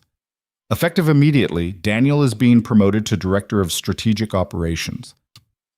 Several people turned to look at Daniel. He kept his expression neutral. Daniel will be developing a new department focused on operational efficiency and strategic initiatives. He'll report directly to Thomas Bradford and will have a team of 4 people working under him. Thomas looked surprised but pleased. "Welcome to the senior leadership team, Daniel." Adrienne continued outlining other organizational changes. A new personal assistant would be hired to replace Daniel. Catherine's role was expanding. 2 new vice presidents were being brought in from outside the company. "Finally," Adrienne said, "I want to address the personal aspect of this situation. Many of you have worked with me for years. You've seen me build this company from nothing. What happened with Victor Lang was a personal failure of judgment, but it doesn't change my commitment to Keller Technologies, or to all of you." Jennifer Wu spoke up. "Adrienne, I think I speak for everyone when I say we're behind you 100%. What Victor did was reprehensible, and the fact that you turned a personal betrayal into a criminal prosecution shows the kind of integrity we've always known you had." Others murmured agreement. Daniel saw genuine support in their faces, though he also noticed a few curious glances passing between him and Adrienne. The meeting wrapped up after an hour. People lingered to offer Adrienne personal words of support. Daniel waited until the room cleared, then approached her. "Can we talk privately?" he asked. "Of course. My office." They rode the elevator in silence. Adrienne's office occupied the corner of the 21st floor, with floor-to-ceiling windows overlooking Manhattan. Daniel had been in this office thousands of times, but it felt different now. Adrienne closed the door behind them and leaned against her desk. "So, what do you think?" "I think you made a decision without consulting me." "I had to. Daniel, I couldn't ask you to choose between your job and a potential relationship with me. That's not fair." "But giving me an ultimatum is?" "It's not an ultimatum. You can refuse the promotion. And if I do, we can't be together. That's the definition of an ultimatum, Adrienne." Her jaw tightened. "I'm trying to protect you." "I don't need protection. I need honesty and partnership." "Partnership?" Adrienne's voice rose slightly. "Daniel, I make 200 times what you earn. I have board members and investors and thousands of employees depending on my decisions. How can we possibly be partners when the power dynamic between us is so skewed?" "The same way anyone builds a partnership, through respect, trust, and communication. It's not that simple." "Why not?" Adrienne turned away from him, looking out at the city. "Because I've spent my entire life being strategic. Every relationship I've had has been calculated. Every decision measured. I don't know how to just be with someone without thinking 3 steps ahead. Daniel moved to stand beside her. Then maybe it's time to learn. What if I can't? What if I'm too damaged from building this company and protecting myself for too long? Then we figure it out together. He reached for her hand but stopped himself. They were in her office, visible through the glass walls to anyone who walked by. Professional boundaries. Adrienne noticed the aborted gesture. This is what I mean. We can't even touch without worrying about who might see or what they might think. So we're careful, we're discreet. We follow all the proper protocols with HR. And when it falls apart, when you realize I'm too controlling or too difficult or too broken, what happens to your career then? Daniel met her eyes. Why are you so certain it will fall apart? The question seemed to shake her. She opened her mouth to respond, then closed it again. I don't know, she finally admitted. Maybe because nothing good has ever lasted in my personal life. My father died when I was 22. My mother means well, but doesn't understand me. Every relationship I've tried ended badly. I'm successful professionally because I learned to control variables and minimize risk. But I can't control this. I can't minimize the risk of caring about you. No, you can't. That's what makes it real. Adrienne closed her eyes. I'm scared, Daniel. I know, so am I. Then why are you pushing for this? Because I've spent 5 years being safe. 5 years watching you from 3 steps back, telling myself I was content with whatever small part of your life I could have. And I'm tired of being safe. I want to try being brave instead. Adrienne looked at him with something like wonder. How are you so certain? I'm not certain of anything except that I want to try. And I think you do too, or you wouldn't have created this promotion. You wouldn't have spent Sunday consulting lawyers about how to make this work. You're scared, but you're also here, having this conversation instead of just shutting me out. A knock on the door interrupted them. Jennifer Wu from HR stood in the hallway, looking apologetic. Sorry to interrupt, Jennifer said through the glass. Adrienne, we need to discuss the disclosure protocols if Daniel is accepting the promotion. Adrienne opened the door. Come in, Jennifer. The HR director entered with a folder. I've prepared the standard documentation for reorganization reporting lines. Daniel, you'll need to sign off on the new job description and salary agreement, and there's one additional form. She pulled out a document and set it on Adrienne's desk. This is a voluntary disclosure form regarding personal relationships between employees at different organizational levels. It's standard policy for situations where romantic involvement might create actual or perceived conflicts of interest. Daniel stared at the form. We're not in a relationship. Not yet, Jennifer said carefully. But Adrienne has asked me to prepare this proactively. If and when you decide to pursue a personal relationship, this form needs to be filed with HR. It documents that the relationship is consensual, that appropriate reporting structures have been established, and that both parties understand the company's policies. She looked between them. To be clear, Keller Technologies doesn't prohibit inter-office relationships. We just require transparency and appropriate management to prevent favoritism or conflicts of interest. The organizational restructuring Adrienne announced addresses the reporting line issue. This form addresses the disclosure requirement. What happens after we file this? Daniel asked. It goes in a confidential file accessible only to myself and Thomas Bradford as COO. No one else needs to know unless a specific situation requires disclosure. You're both adults, and as long as your relationship doesn't negatively impact the workplace, it's your private business. Adrienne spoke for the first time. Thank you, Jennifer. Can you give us a few minutes? Of course. Jennifer left the folder on the desk and departed, closing the door behind her. Daniel picked up the promotion paperwork and read through it. Director of Strategic Operations, a 40% salary increase, as Adrienne had said, 4 direct reports, an office on the 20th floor, equity options in the company. It was everything he should want. This is a good opportunity, he said quietly. It is. You've earned it. But it's also a test, isn't it? You're seeing if I'll choose career advancement over working directly with you. Adrienne didn't deny it. Maybe. What if I said I'd rather stay as your assistant? Then I'd know you weren't thinking clearly about your future or Emma's. Daniel set down the papers. You're right about one thing. I need to think about Emma first. She's the most important person in my life, and any decision I make has to be good for her. I agree. So before I sign anything or we file any disclosure forms, I need you to meet her. Adrienne looked startled. What? Emma, I need you to meet her, because if we're going to try this, whatever this is, she needs to be part of the equation. Not immediately, not in a serious way, but I need to know that you two could eventually have a relationship. Because if you can't, then none of this matters. Daniel, that's a lot of pressure. I know, but it's reality. I'm a package deal. Me and Emma. If you can't handle that, then I should stay as your assistant, and we should forget about anything personal. Adrienne walked to her desk and sat down, processing this. When? This Saturday. Emma has a soccer game at 10. Come watch. Stay for lunch after if it goes well. No pressure, no expectations. Just meet her. What will you tell her about me? The truth. That you're someone important to me, and I'd like her to meet you. She'll have questions. Probably. She's 9. She has questions about everything. Adrienne smiled slightly. What if she doesn't like me? Then we'll deal with that. But I think she will. Emma's pretty good at seeing through to who people really are. That's what scares me. Daniel understood. Adrienne had spent years building protective walls, carefully managing how people saw her. A 9-year-old wouldn't care about her accomplishments or her net worth. Emma would simply see a person, and she'd judge that person based on how they treated her and her father. Okay, Adrienne said finally. Saturday at 10. Where's the game? Riverside Park, Field 3. Dress casual. Emma's team is the Blue Sharks, though they're not actually very good.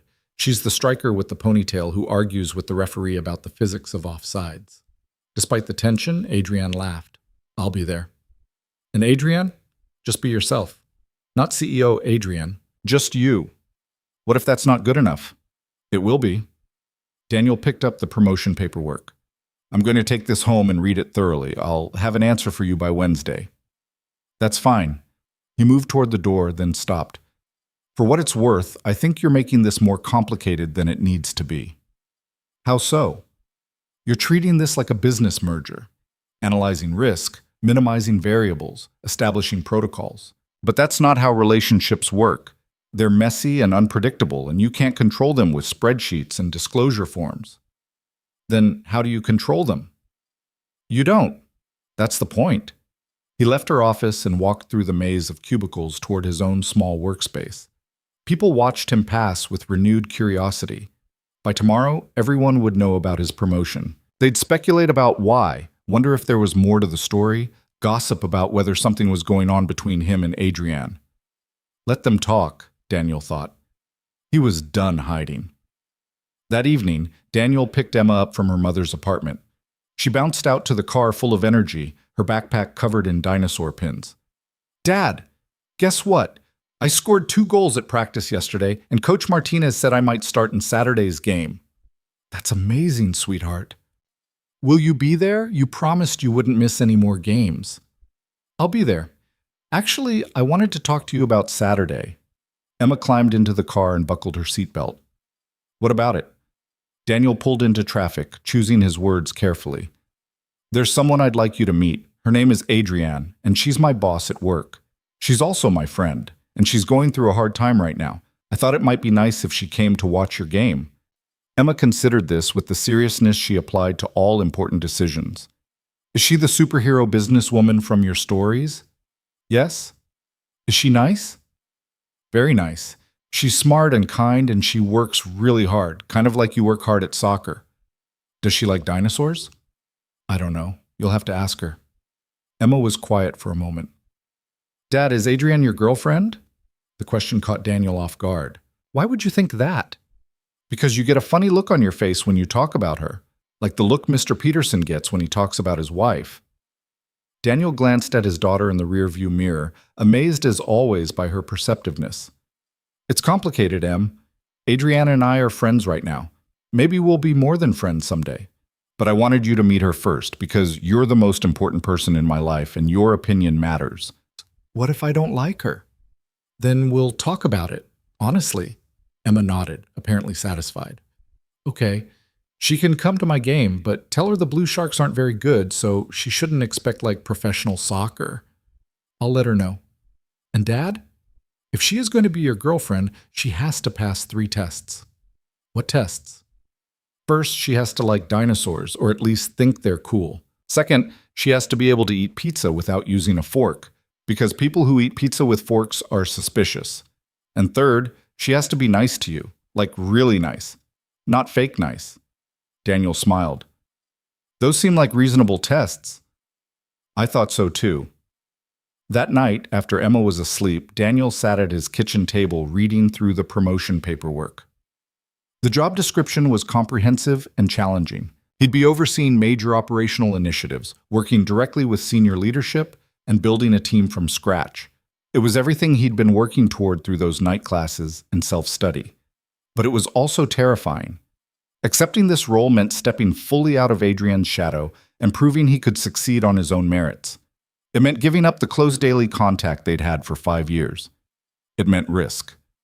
His phone buzzed with a text from Adrian. "Are you still awake?" "Yes." Reading the job description. And it's impressive, challenging, maybe too challenging. "You can handle it." "How do you know?" "Because I've watched you handle crisis after crisis for 5 years. You're ready for this, Daniel. You've been ready for a while. I was just too selfish to let you grow." Daniel typed back, "You're not selfish. You're careful with what matters to you."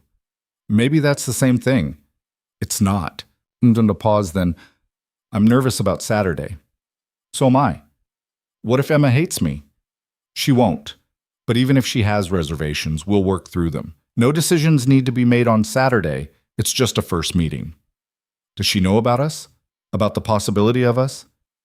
"She asked if you were my girlfriend. I told her it's complicated." "What did she say?" "She said you have to pass 3 tests." "What tests?" Daniel smiled as he typed. "You'll have to wait and see." "That's not fair." "Life rarely is. But Emma's tests are probably more reasonable than the disclosure forms and organizational restructuring." "Point taken. Good night, Daniel." "Good night, Adrian."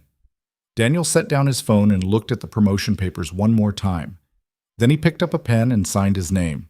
He was choosing to be brave. Saturday morning arrived with unseasonable warmth, the kind of October day that felt like summer's last gift before winter settled in. Daniel woke early, made pancakes for Emma, and tried not to let his anxiety show as she ate breakfast and chattered about soccer strategies. "Remember," Emma said around a mouthful of pancake, "we're playing the Red Tigers today, and they're really good, so don't be disappointed if we lose. Coach says it's about trying our best, not about winning." "I'm always proud of you, no matter the score." "Is Adrian going to think I'm bad at soccer if we lose?" "Adrian is coming to meet you, not to scout for the Olympics. She won't care about the score." Emma nodded, but Daniel could see the nervousness in her eyes. His daughter wanted to make a good impression, which both touched and worried him. He didn't want Emma to feel pressure to perform for Adrian's benefit. They arrived at Riverside Park 45 minutes before game time. The field was already busy with kids warming up, parents setting up folding chairs, and coaches organizing equipment. Emma ran off to join her team, her blue jersey bright in the morning sun. Daniel set up 2 chairs on the sideline and checked his phone. A text from Adrian had arrived 10 minutes ago. "I'm here. Where do I go?" He scanned the parking area and spotted her standing near the entrance, looking completely out of place. She wore jeans and a simple white blouse, her hair pulled back in a ponytail. It was the most casual he'd ever seen her, and she looked younger somehow, less armored. Daniel walked over to meet her. "Hey." "Hi." Adrian clutched a messenger bag nervously. "I wasn't sure what to bring to a kid's soccer game. I stopped at a bookstore and got some things, but now I'm worried it's too much, or too little, or completely inappropriate." "Breathe," Daniel said gently. "You're overthinking this." "I know. I can't help it. I've negotiated billion-dollar deals and given presentations to thousands of people, but meeting a 9-year-old is making me more nervous than anything I've ever done." "That's because Emma actually matters to you. The business stuff is just performance." Adrian nodded, taking a deep breath. "Okay, I'm ready. Where is she?" Daniel pointed toward the field where Emma was practicing penalty kicks with her team. Blue jersey, number 7. The one who just kicked the ball so hard it went over the goal and nearly hit that tree. They watched as Emma ran to retrieve the ball, laughing at herself. "She looks like you," Adrienne said. "She has my eyes and my stubbornness. Everything else is from her mother." They walked toward the sideline together. As they approached, Emma looked up and spotted them. She said something to her teammate and jogged over, her cleats leaving marks in the grass. Up close, Adrienne could see that Emma had Daniel's dark eyes and serious expression, though her smile transformed her face into something mischievous and bright. "Hi," Emma said, stopping a few feet away. "You're Adrienne." "I am, and you're Emma. Your dad's told me a lot about you." "He's told me about you too. He says you run a huge company and you're really smart." "I try to be, but I bet you're smarter. Your dad says you know everything about dinosaurs." Emma's eyes lit up. "Do you like dinosaurs?" "I find them fascinating, though I'll admit I don't know as much as I should. What's your favorite?" "Utahraptor. Most people say velociraptor because of the movies, but velociraptors were actually only about the size of a turkey. Utahraptors were way bigger and more dangerous. They had a sickle claw that was like 9 inches long and could disembowel prey with one kick." Adrienne's eyebrows rose. "That's impressively specific." "Emma's nothing if not thorough in her interests," Daniel said. "Did you know," Emma continued, warming to her subject, "that birds are actually modern dinosaurs? So technically dinosaurs never went extinct. They just evolved and got smaller and learned to fly." "I did know that actually," Adrienne said. "One of my college professors was a paleontologist. She used to say that chickens are basically tiny tyrannosaurs with worse PR." Emma laughed delightedly. "That's exactly right. Can you imagine if chickens were still huge? Everyone would be terrified of them." A whistle blew across the field. Emma's coach was calling the team to huddle. "I have to go," Emma said. "But you should sit in those chairs my dad set up. The game is about to start, and we're probably going to lose, but maybe we won't. Statistics suggest a 15% chance of victory based on our record against the Red Tigers." "I'll be rooting for the Blue Sharks," Adrienne assured her. Emma grinned and ran back toward her team. Daniel and Adrienne sat down in the folding chairs. "She's wonderful," Adrienne said quietly. "Absolutely wonderful." "She likes you. I can tell." "How can you tell? We talked for 90 seconds. "She told you about Utahraptors. She only does that with people she wants to impress." They settled in to watch the game. The Red Tigers were indeed much better than the Blue Sharks. Within the first 10 minutes, they had scored twice. Emma fought hard, chasing the ball with determination, but her team was clearly outmatched. "She's fast," Adrienne observed. "She's relentless. Even when they're losing, she never gives up." "She gets that from you." During halftime, with the Blue Sharks down 4-1, Emma came over to their chairs. She was sweaty and grass-stained and grinning despite the score. "We're getting destroyed," she announced cheerfully, "but I almost scored in the 23rd minute. Did you see?" "I saw," Daniel said. "Great footwork getting past that defender." Emma looked at Adrienne. "What did you think?" "I thought you were the best player on the field," Adrienne said honestly. "The score doesn't reflect how hard you're working." "That's what Coach says. He says effort matters more than results." Emma paused, then asked, "Do you believe that? In your business, does effort matter more than results?" The question caught Adrienne off guard. "That's a complicated question." "I'm 9, not stupid. I can handle complicated." Adrienne smiled. "You're right. I'm sorry."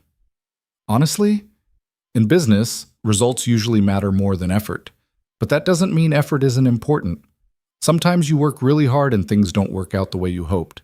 But the effort still matters because it teaches you things and makes you stronger for next time." Emma considered this. "Like how even when we lose, I'm getting better at soccer?" "Exactly like that." "Okay, that makes sense." Emma grabbed her water bottle. "I have to go back. Coach wants to try a new formation.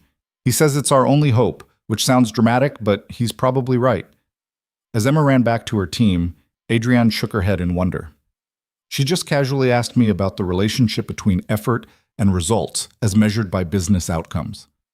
At 9 years old, she thinks about things deeply, always has. I can see where she gets it."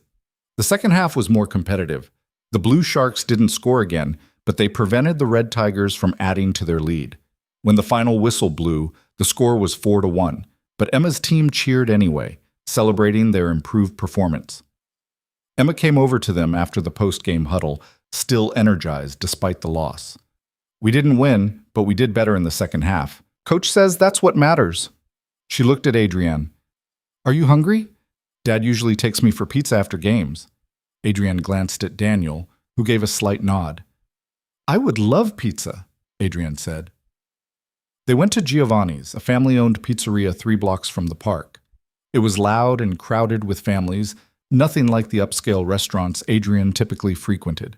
They squeezed into a booth, Emma sliding in next to Adrienne while Daniel sat across from them. When the pizza arrived, Adrienne reached for a fork out of habit. Emma's eyes widened.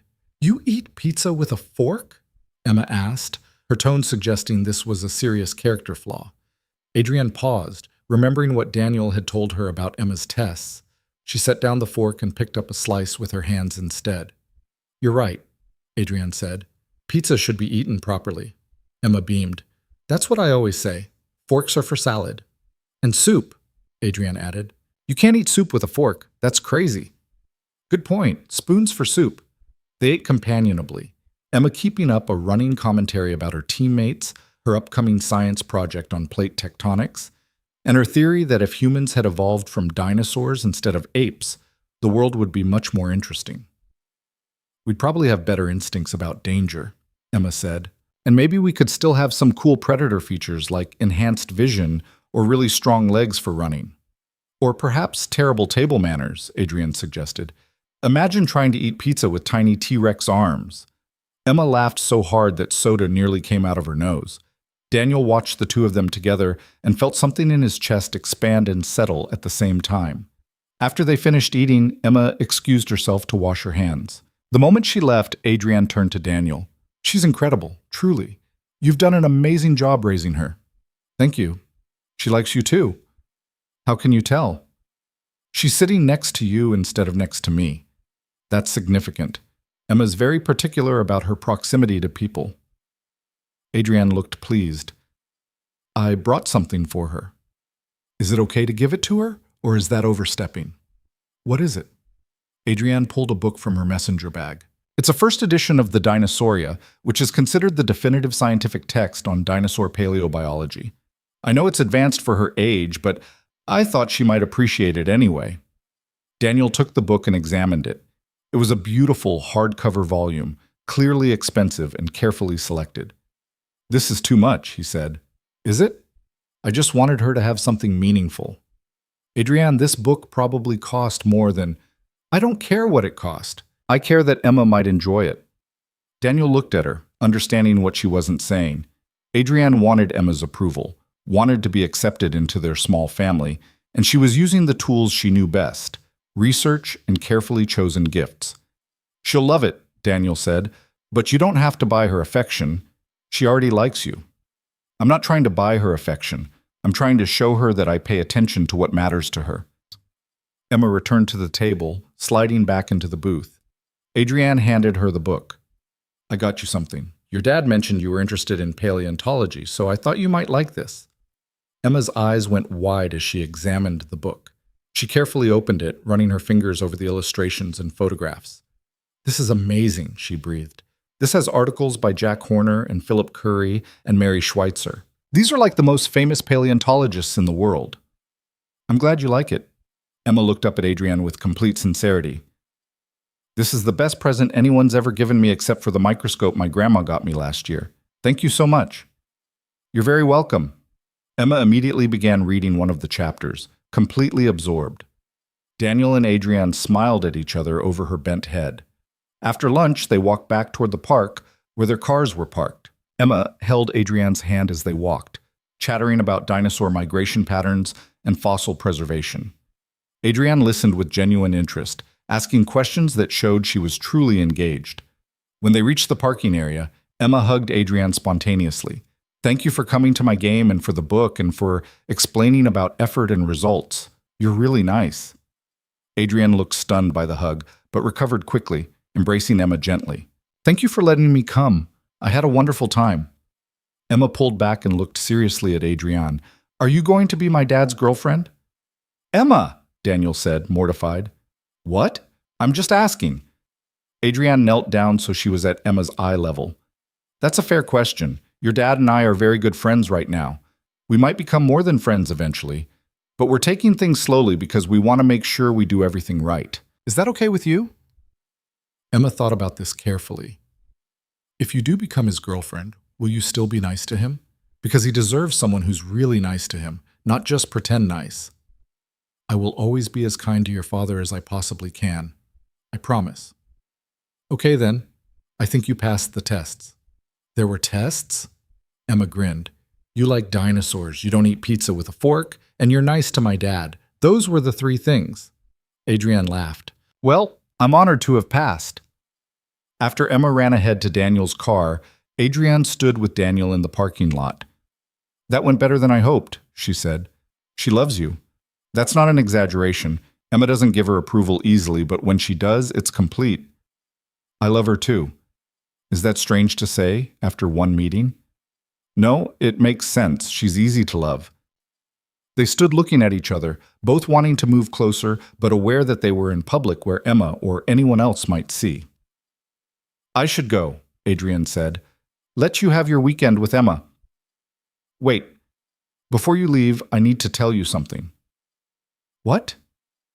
"I signed the promotion papers. I'm accepting the position as Director of Strategic Operations." Adrienne's face lit up. "Daniel, that's wonderful. You won't regret it." "I know, but I also want you to know why I'm accepting. It's not just for the career advancement or the salary increase. It's because you're right about the power dynamic.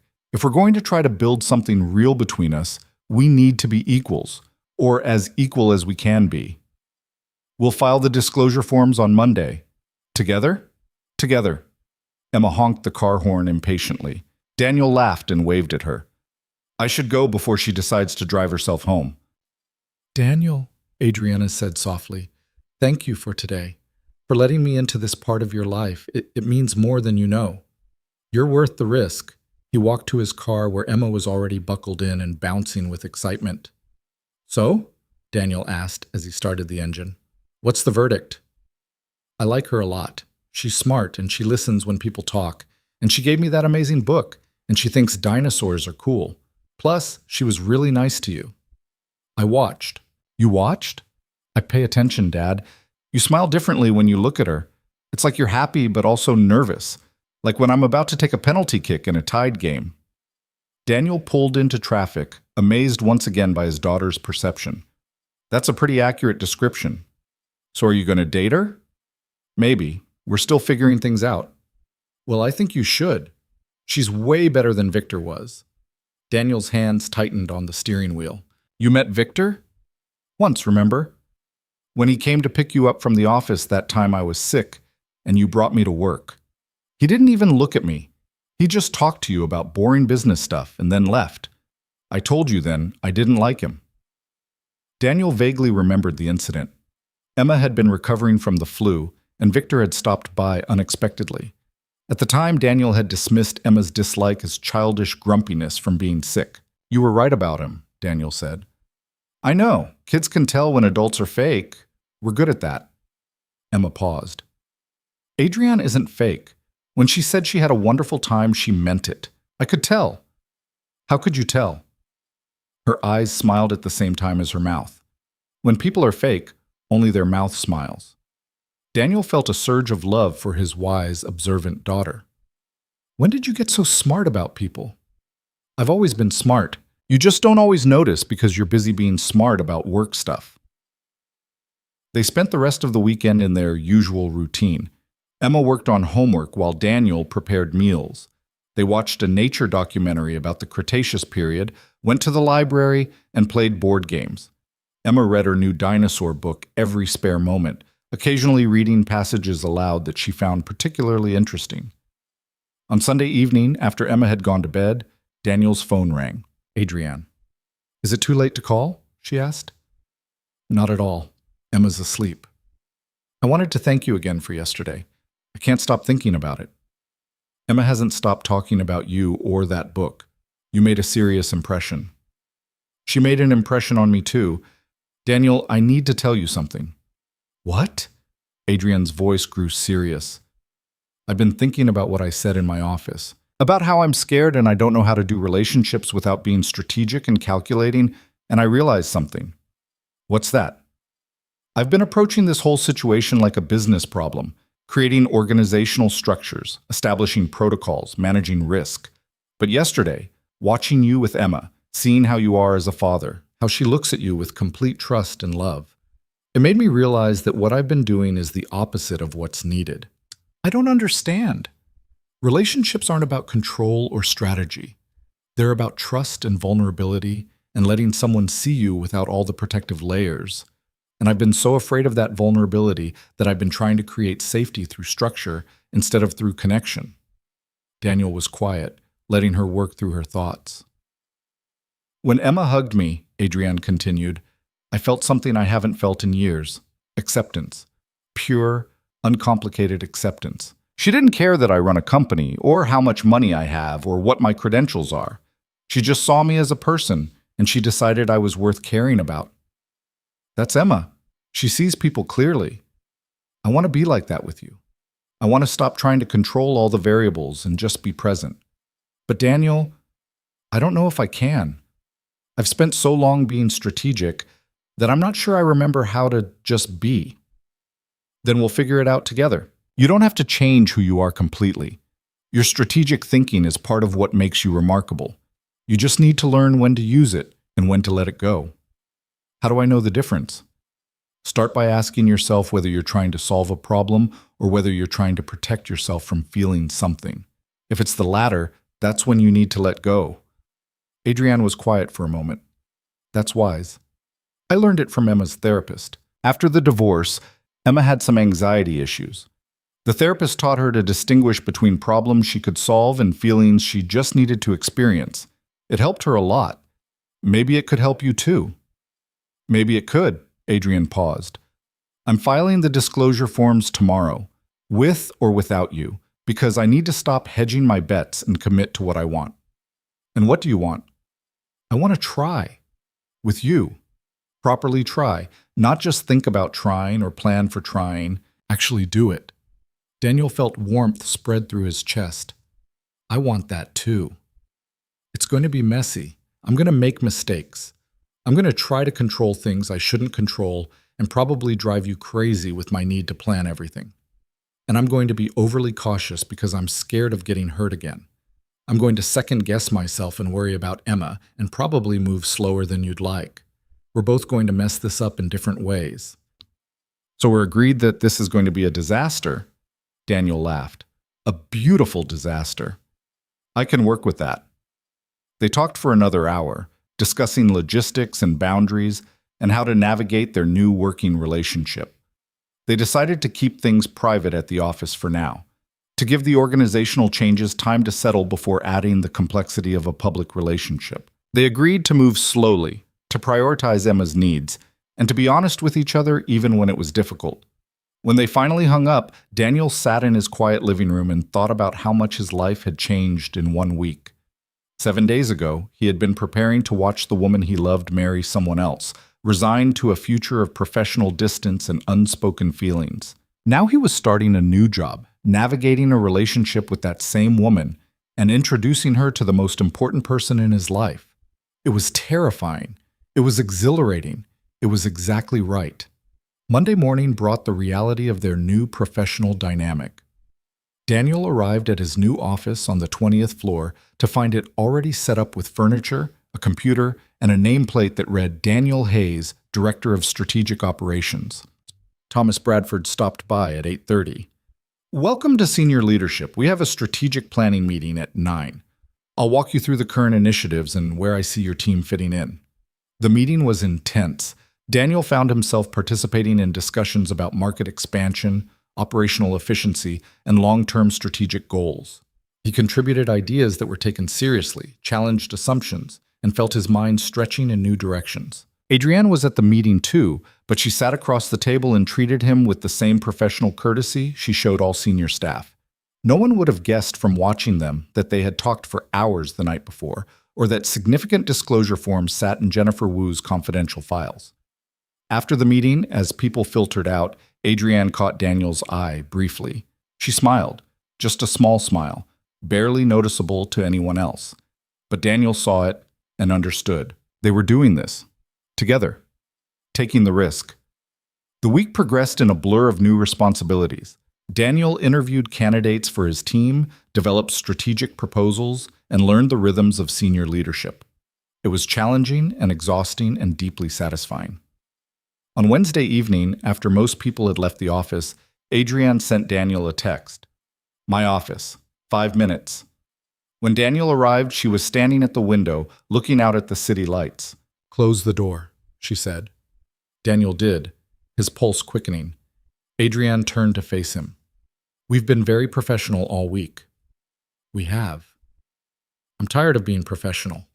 She crossed the space between them and kissed him. It was gentle at first, tentative, as though they were both afraid of breaking something fragile. Then it deepened, becoming something more urgent, more real. When they finally pulled apart, both of them were breathless. "I've wanted to do that since Saturday," Adrienne admitted. "I've wanted it for 5 years. That's a long time to wait." "You were worth the wait." They stood close together, Adrienne's hand resting over Daniel's heart. "This is going to work," she said quietly. "Isn't it?" "I think so. If we're brave enough to let it." "Then let's be brave." Outside Adrienne's office, the city continued its endless rhythm. Inside, two people who had spent years hiding their feelings stood together, finally honest about what they wanted and willing to fight for it. The future was uncertain, the challenges were real, the risks were significant. But standing there in each other's arms, they both believed that some things were worth the risk of everything. The kiss in Adrienne's office marked a turning point, but it was what happened in the weeks that followed that truly tested whether they could build something real from 5 years of carefully maintained distance. The first real challenge came 3 weeks later, on a Tuesday afternoon when Daniel was in the middle of presenting a major operational efficiency proposal to the board. He had spent 2 weeks preparing, working late nights while Emma did homework at the table beside him, refining every detail until the plan was flawless. Halfway through his presentation, his phone buzzed insistently in his pocket. He ignored it the first time, and the second, but when it rang a third time in rapid succession, he knew something was wrong. "Excuse me," he said to the room full of executives. "I need to take this." He stepped into the hallway and answered. It was Sarah, and her voice was tight with barely controlled panic. "Daniel, Emma fell during recess. They're taking her to Mount Sinai. She's conscious, but she hit her head pretty hard, and they think her arm might be broken." The world tilted. "I'm on my way." He rushed back into the conference room where Adrienne was listening to Thomas Bradford explain some budget figures. All eyes turned to Daniel. "I'm sorry, I have to leave. There's a family emergency." He grabbed his laptop and headed for the door. Behind him, he heard Adrienne's voice. "We'll reschedule. Thomas, please continue Daniel's presentation from his notes. I need a moment." She caught up with Daniel at the elevator. "What happened?" "Emma. She fell at school, possible concussion, and broken arm." "Which hospital?" "Mount Sinai." "I'm coming with you." "Adrienne, you can't just leave the board meeting. Watch me." She pulled out her phone and texted someone rapidly. "Thomas can handle it. Emma needs you, and you need support." They drove to the hospital in Adrienne's car, Marcus at the wheel while Daniel sat in the back seat trying to keep his breathing steady. Adrienne held his hand without saying anything, just being present. At the hospital, they found Sarah in the emergency room waiting area. She stood when she saw Daniel, relief flooding her face. "She's okay. They're doing x-rays now, but the doctor said the head injury looks minor. Definitely going to have a bruise, but no signs of serious trauma." Daniel sagged with relief. Then Sarah noticed Adrienne. "Oh, hi. I'm Sarah, Daniel's ex-wife." "Adrienne Keller. I work with Daniel." Sarah's eyebrows rose slightly, but she had the grace not to comment on the fact that Daniel's boss had accompanied him to the emergency room. A nurse appeared. "Mr. Hayes, you can see your daughter now." Daniel followed this nurse to a treatment room where Emma sat on an examination table, her left arm in a temporary splint. Her face was streaked with tears, and she had a spectacular bruise forming on her forehead. "Dad!" She reached for him with her good arm. Daniel hugged her carefully. "I'm here, sweetheart. You're going to be okay." "It hurts," Emma said, her voice small and scared. I know, but the doctors are going to fix you up. What happened? I was trying to do a backflip off the monkey bars because Jason said girls can't do backflips and I wanted to prove him wrong, but I guess I'm not very good at backflips yet. Despite everything, Daniel almost smiled. No more trying to prove Jason wrong by doing dangerous things, okay? Okay. Emma noticed Adrienne standing in the doorway. Adrienne, what are you doing here?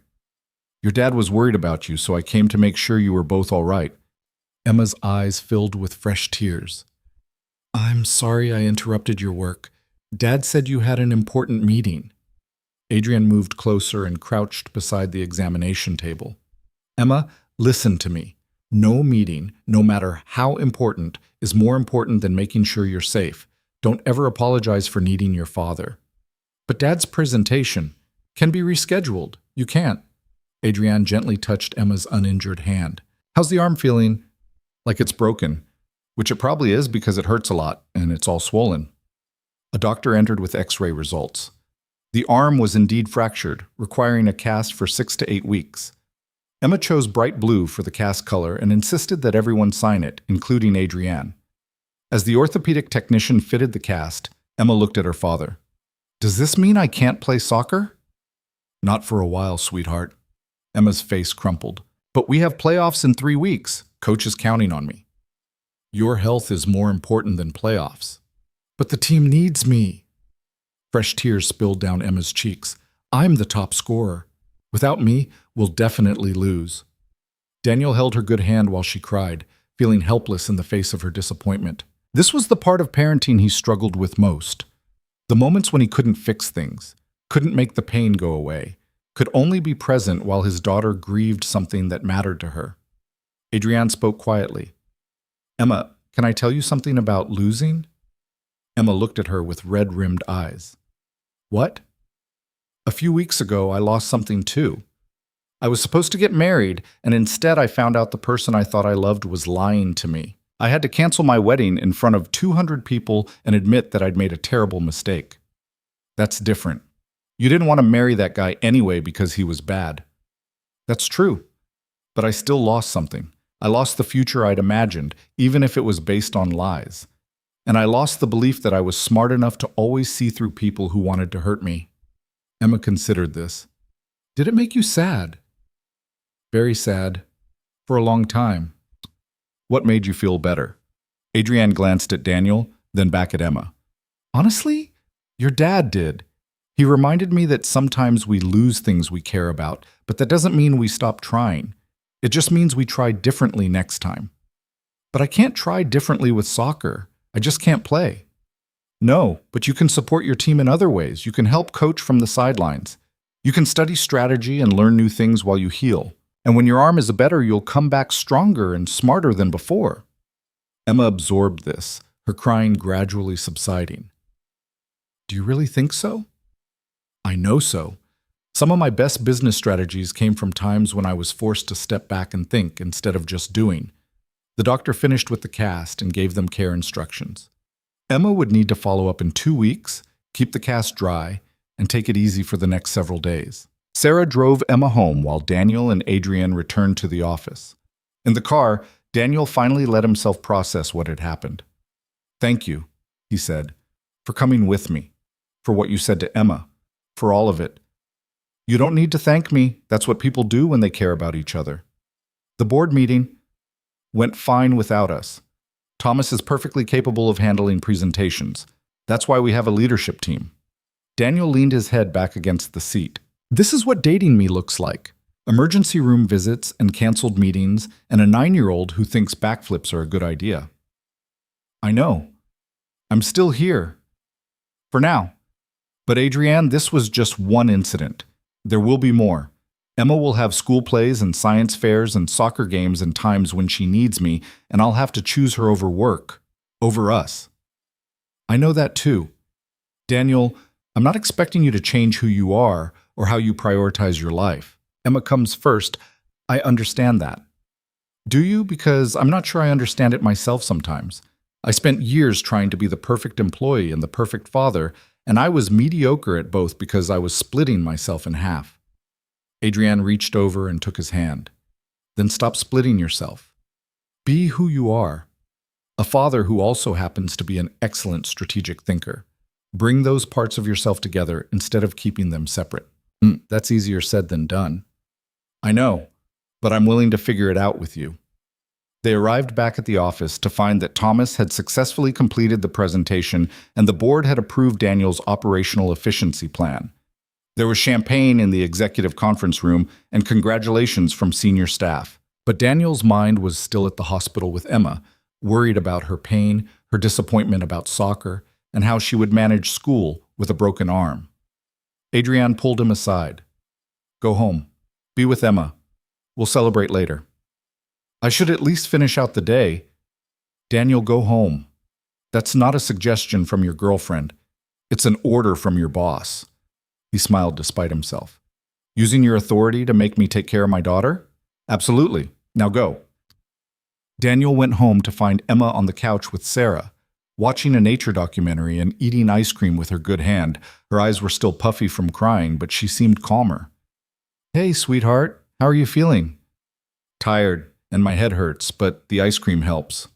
Sarah stood. I should go. Call me if you need anything tonight. After Sarah left, Daniel sat beside Emma and pulled her against his side carefully, mindful of her injured arm. I'm sorry about soccer, he said. Me too. But maybe Adrienne was right. Maybe I can learn things while I'm healing that will make me better when I come back. That's a very mature perspective. Emma was quiet for a moment. Dad, is Adrienne your girlfriend now? Like, officially? Daniel considered how to answer. Yes, officially. How do you feel about that?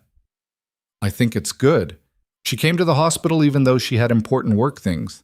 That means she cares about us. She does care about us. Do you love her? The question was so direct, so innocent that Daniel felt his throat tighten. Yes, I think I do. Does she love you? I hope so. We haven't said it to each other yet. Emma nodded wisely. You should tell her. People should know when they're loved. You're very wise for 9 years old. I know, it's a gift. Over the following weeks, they settled into a new rhythm. Emma adapted to life with a cast, learning to write with her non-dominant hand and accepting her role as assistant coach for the Blue Sharks.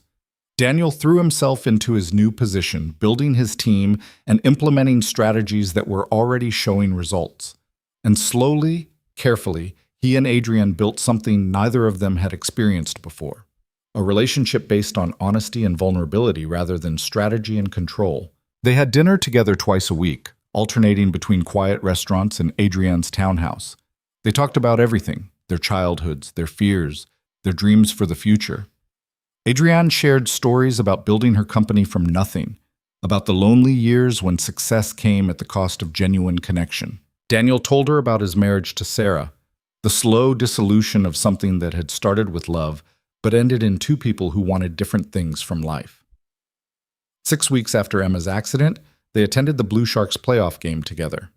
Emma's cast had come off the day before, but she was still too recently healed to play. Instead, she stood on the sideline with her coach, calling out encouragement and strategic suggestions to her teammates. The Blue Sharks were losing by 2 goals at halftime. During the break, Emma gathered the team around her. Okay, listen, she said with the authority of someone who had spent 6 weeks analyzing every aspect of their gameplay. We're playing too defensively. The Red Tigers expect us to protect the goal, so that's what they're planning for. But if we switch to aggressive offense in the second half, we'll catch them off guard. Her coach raised an eyebrows. That's risky, Emma. I know, but we're already losing. We have nothing to lose by trying something different. The coach considered, then nodded. All right, let's try it. The second half was transformed. The Blue Sharks came out attacking, pressing forward with an aggression they'd never shown before. Within 10 minutes, they scored. Then again. The game ended in a tie, forcing sudden death overtime. In the final minute, Emma's best friend Sophia scored the winning goal. The Blue Sharks erupted in celebration, and Emma was at the center of it despite not having played a single minute. After the game, as they walked to the parking lot, Emma was still buzzing with excitement. Did you see that? We won! My strategy worked. You were amazing, Adrienne said, a natural coach. Maybe that's what I'll be when I grow up. A soccer coach who's also a paleontologist. I could coach dinosaur soccer. That would be incredibly entertaining to watch. Daniel watched the two of them together, his daughter and the woman he loved, and felt something settle in his chest. This was right. Complicated and messy and sometimes difficult, but fundamentally right. That evening, after dropping Emma at Sarah's apartment, Daniel and Adrienne went back to her townhouse. They had been careful about physical intimacy, moving slowly out of respect for the complexity of their situation. But tonight felt different. Tonight felt like they had crossed some invisible threshold. They sat on Adrienne's couch with wine, talking about the game, about Emma's future as a dinosaur soccer coach, about the upcoming quarterly board meeting. The conversation was comfortable, easy, full of the small intimacies that had developed between them. Finally, Adrienne set down her wine glass and turned to face Daniel. I need to tell you something. What? I love you. I've been afraid to say it because saying it makes it real, and making it real means I could lose it. But Emma was right when she said people should know when they're loved. So I'm telling you. I love you, Daniel Hayes. Daniel felt emotion rise in his throat. I love you too. I've loved you for a long time. How long? He thought back through 5 years of carefully hidden feelings. There was a day about 3 years ago. You were working late on a presentation and I brought you dinner. You were so focused you didn't even notice me come in. I watched you work for a few minutes. The way you bit your lip when you were concentrating. The way you moved your hands when you were thinking through a problem. And I thought, I want to watch her do this for the rest of my life. That's when I knew. Adrienne's eyes glistened. 3 years? 3 years of telling myself it was impossible. That you would never see me as anything but your assistant. That I was foolish for even hoping. I saw you, Daniel. I always saw you. I was just too afraid to do anything about it.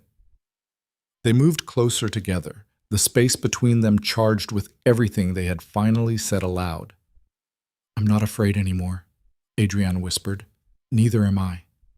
They kissed with a tenderness that held all the weight of their journey, from employer and employee to friends to something neither of them had words for but both understood completely. Later, as they lay together in the quiet darkness of Adrienne's bedroom, Daniel's phone buzzed with a text from Emma.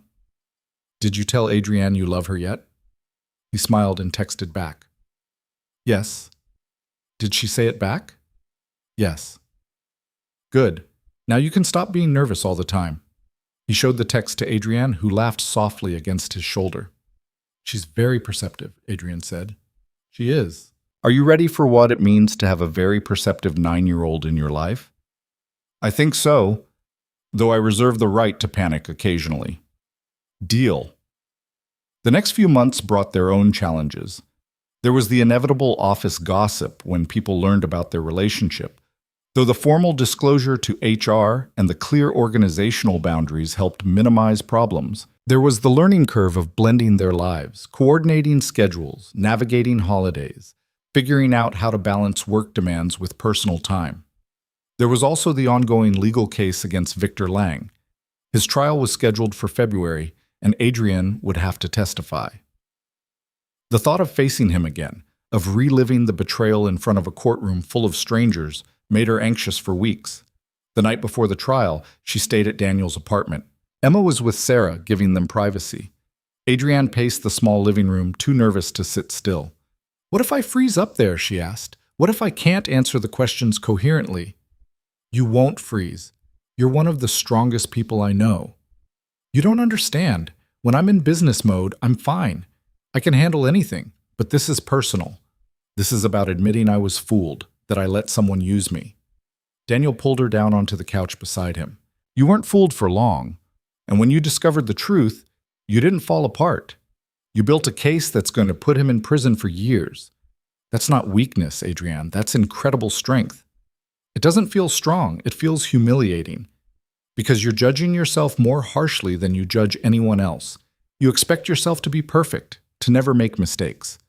But that's not realistic. Everyone gets deceived sometimes. It doesn't make you weak or stupid. It makes you human. Adrienne leaned her head against his shoulder. What if people think I'm a terrible judge of character? What if it affects the company? Then you'll handle it the way you handle everything else, with integrity and honesty. But Adrienne, most people are going to see this the way I see it. As a powerful woman who refused to be a victim, who turned a personal betrayal into a criminal prosecution, and who protected others from being hurt. The trial lasted 3 days. Adrienne's testimony was clear and damning. She presented evidence methodically, answered questions without hesitation, and maintained her composure even when Victor's lawyer tried to suggest she had been complicit in his schemes. Daniel sat in the courtroom gallery every day, a quiet presence that Adrienne could look to when things got difficult. Emma came the final day, missing school with Sarah's permission because she wanted to support Adrienne. When the jury returned with a guilty verdict on all counts, Emma grabbed Adrienne's hand and squeezed it tight. "You did it," Emma whispered. "You beat the bad guy." Outside the courthouse, reporters shouted questions. Catherine Mills managed the press while Marcus cleared a path to the car. But before they left, Adrienne stopped and turned to face the cameras. "I want to say something," she said. Catherine looked nervous but nodded. Adrienne spoke directly to the assembled media. "What Victor Lang did was criminal. He hurt me and he hurt others who trusted him.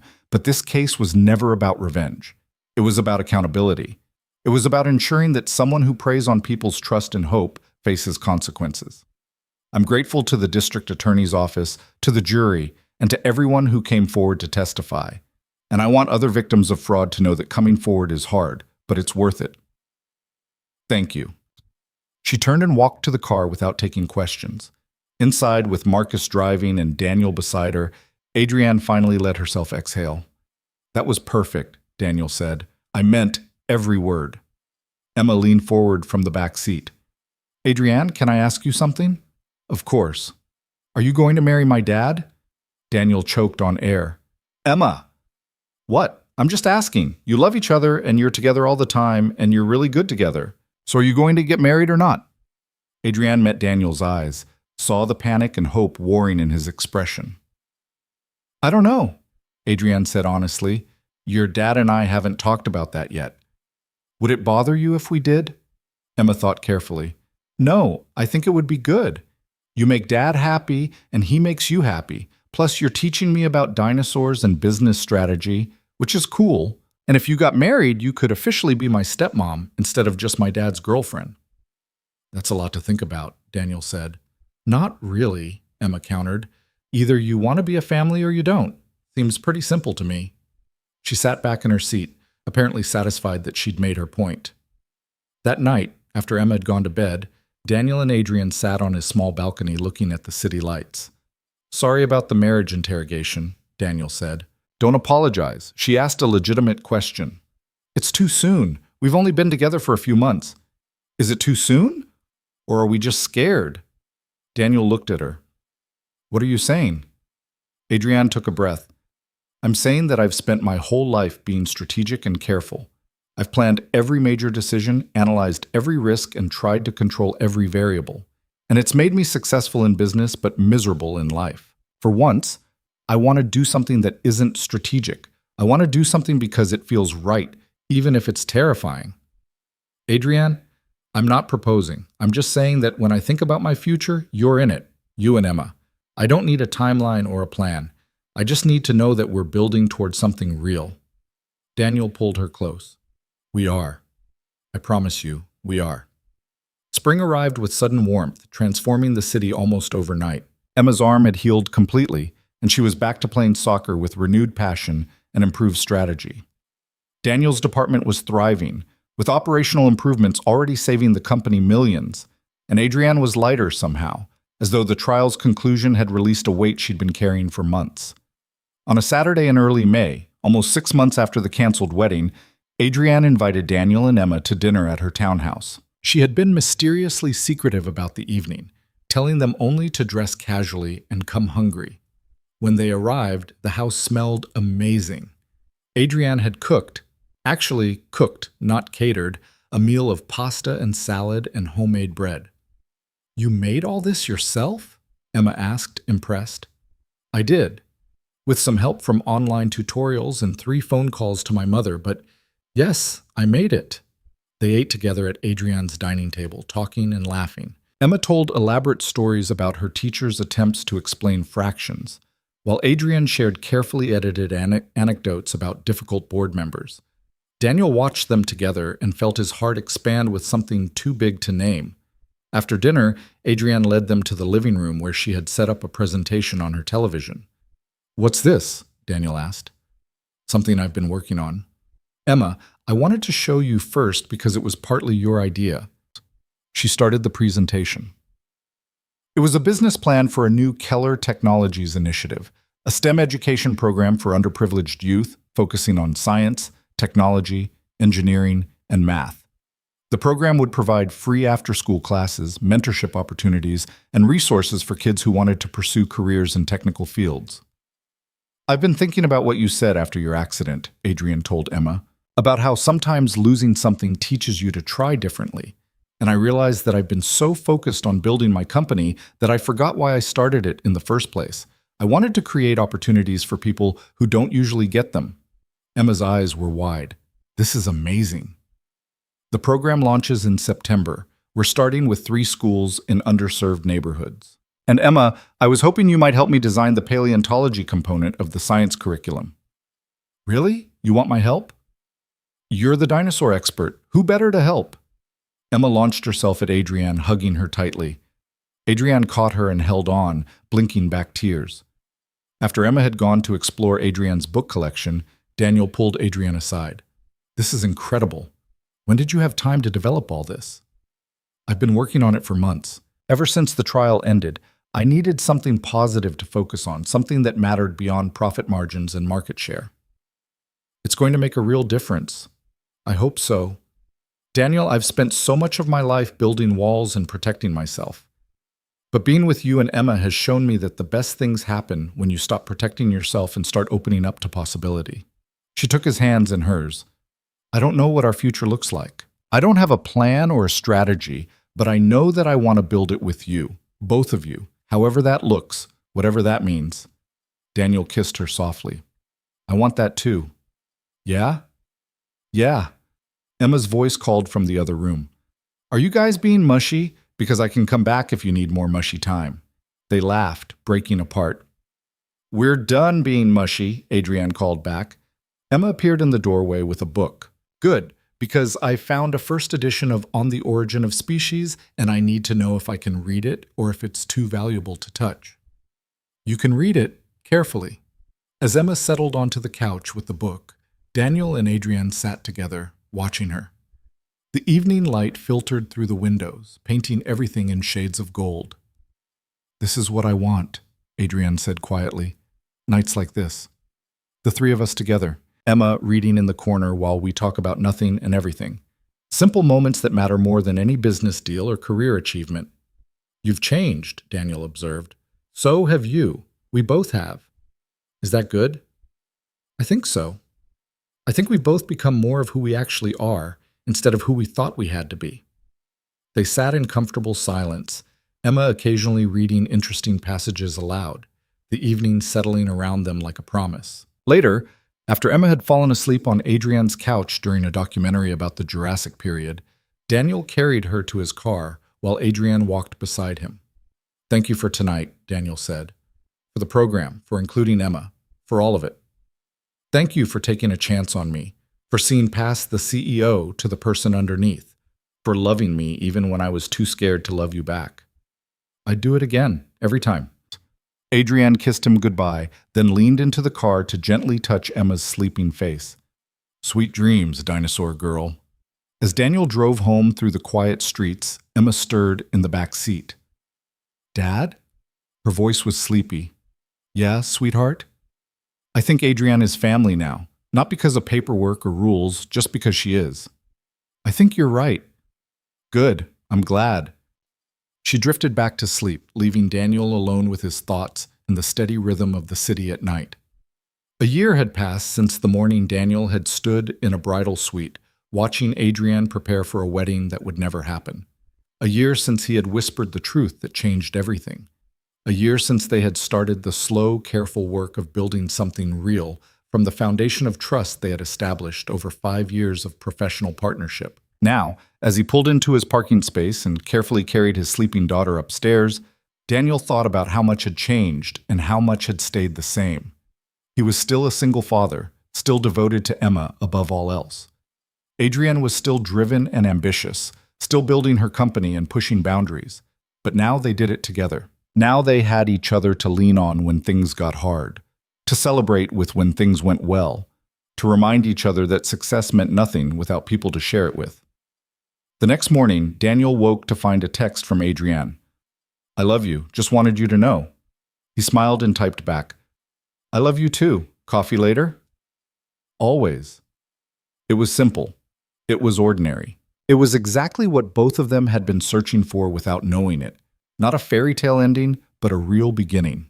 Not perfection, but something better. Partnership, honesty, and the courage to be vulnerable with someone who saw all of you and chose to stay anyway.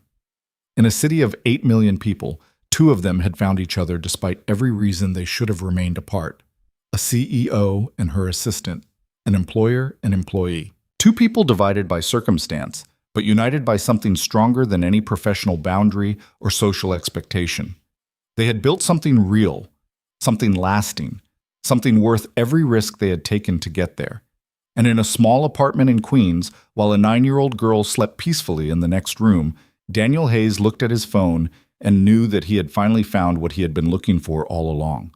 Not a job or a title or a salary increase. Not status or security or professional advancement, but love. Real, complicated, messy, beautiful love. And it was more than enough. It was everything.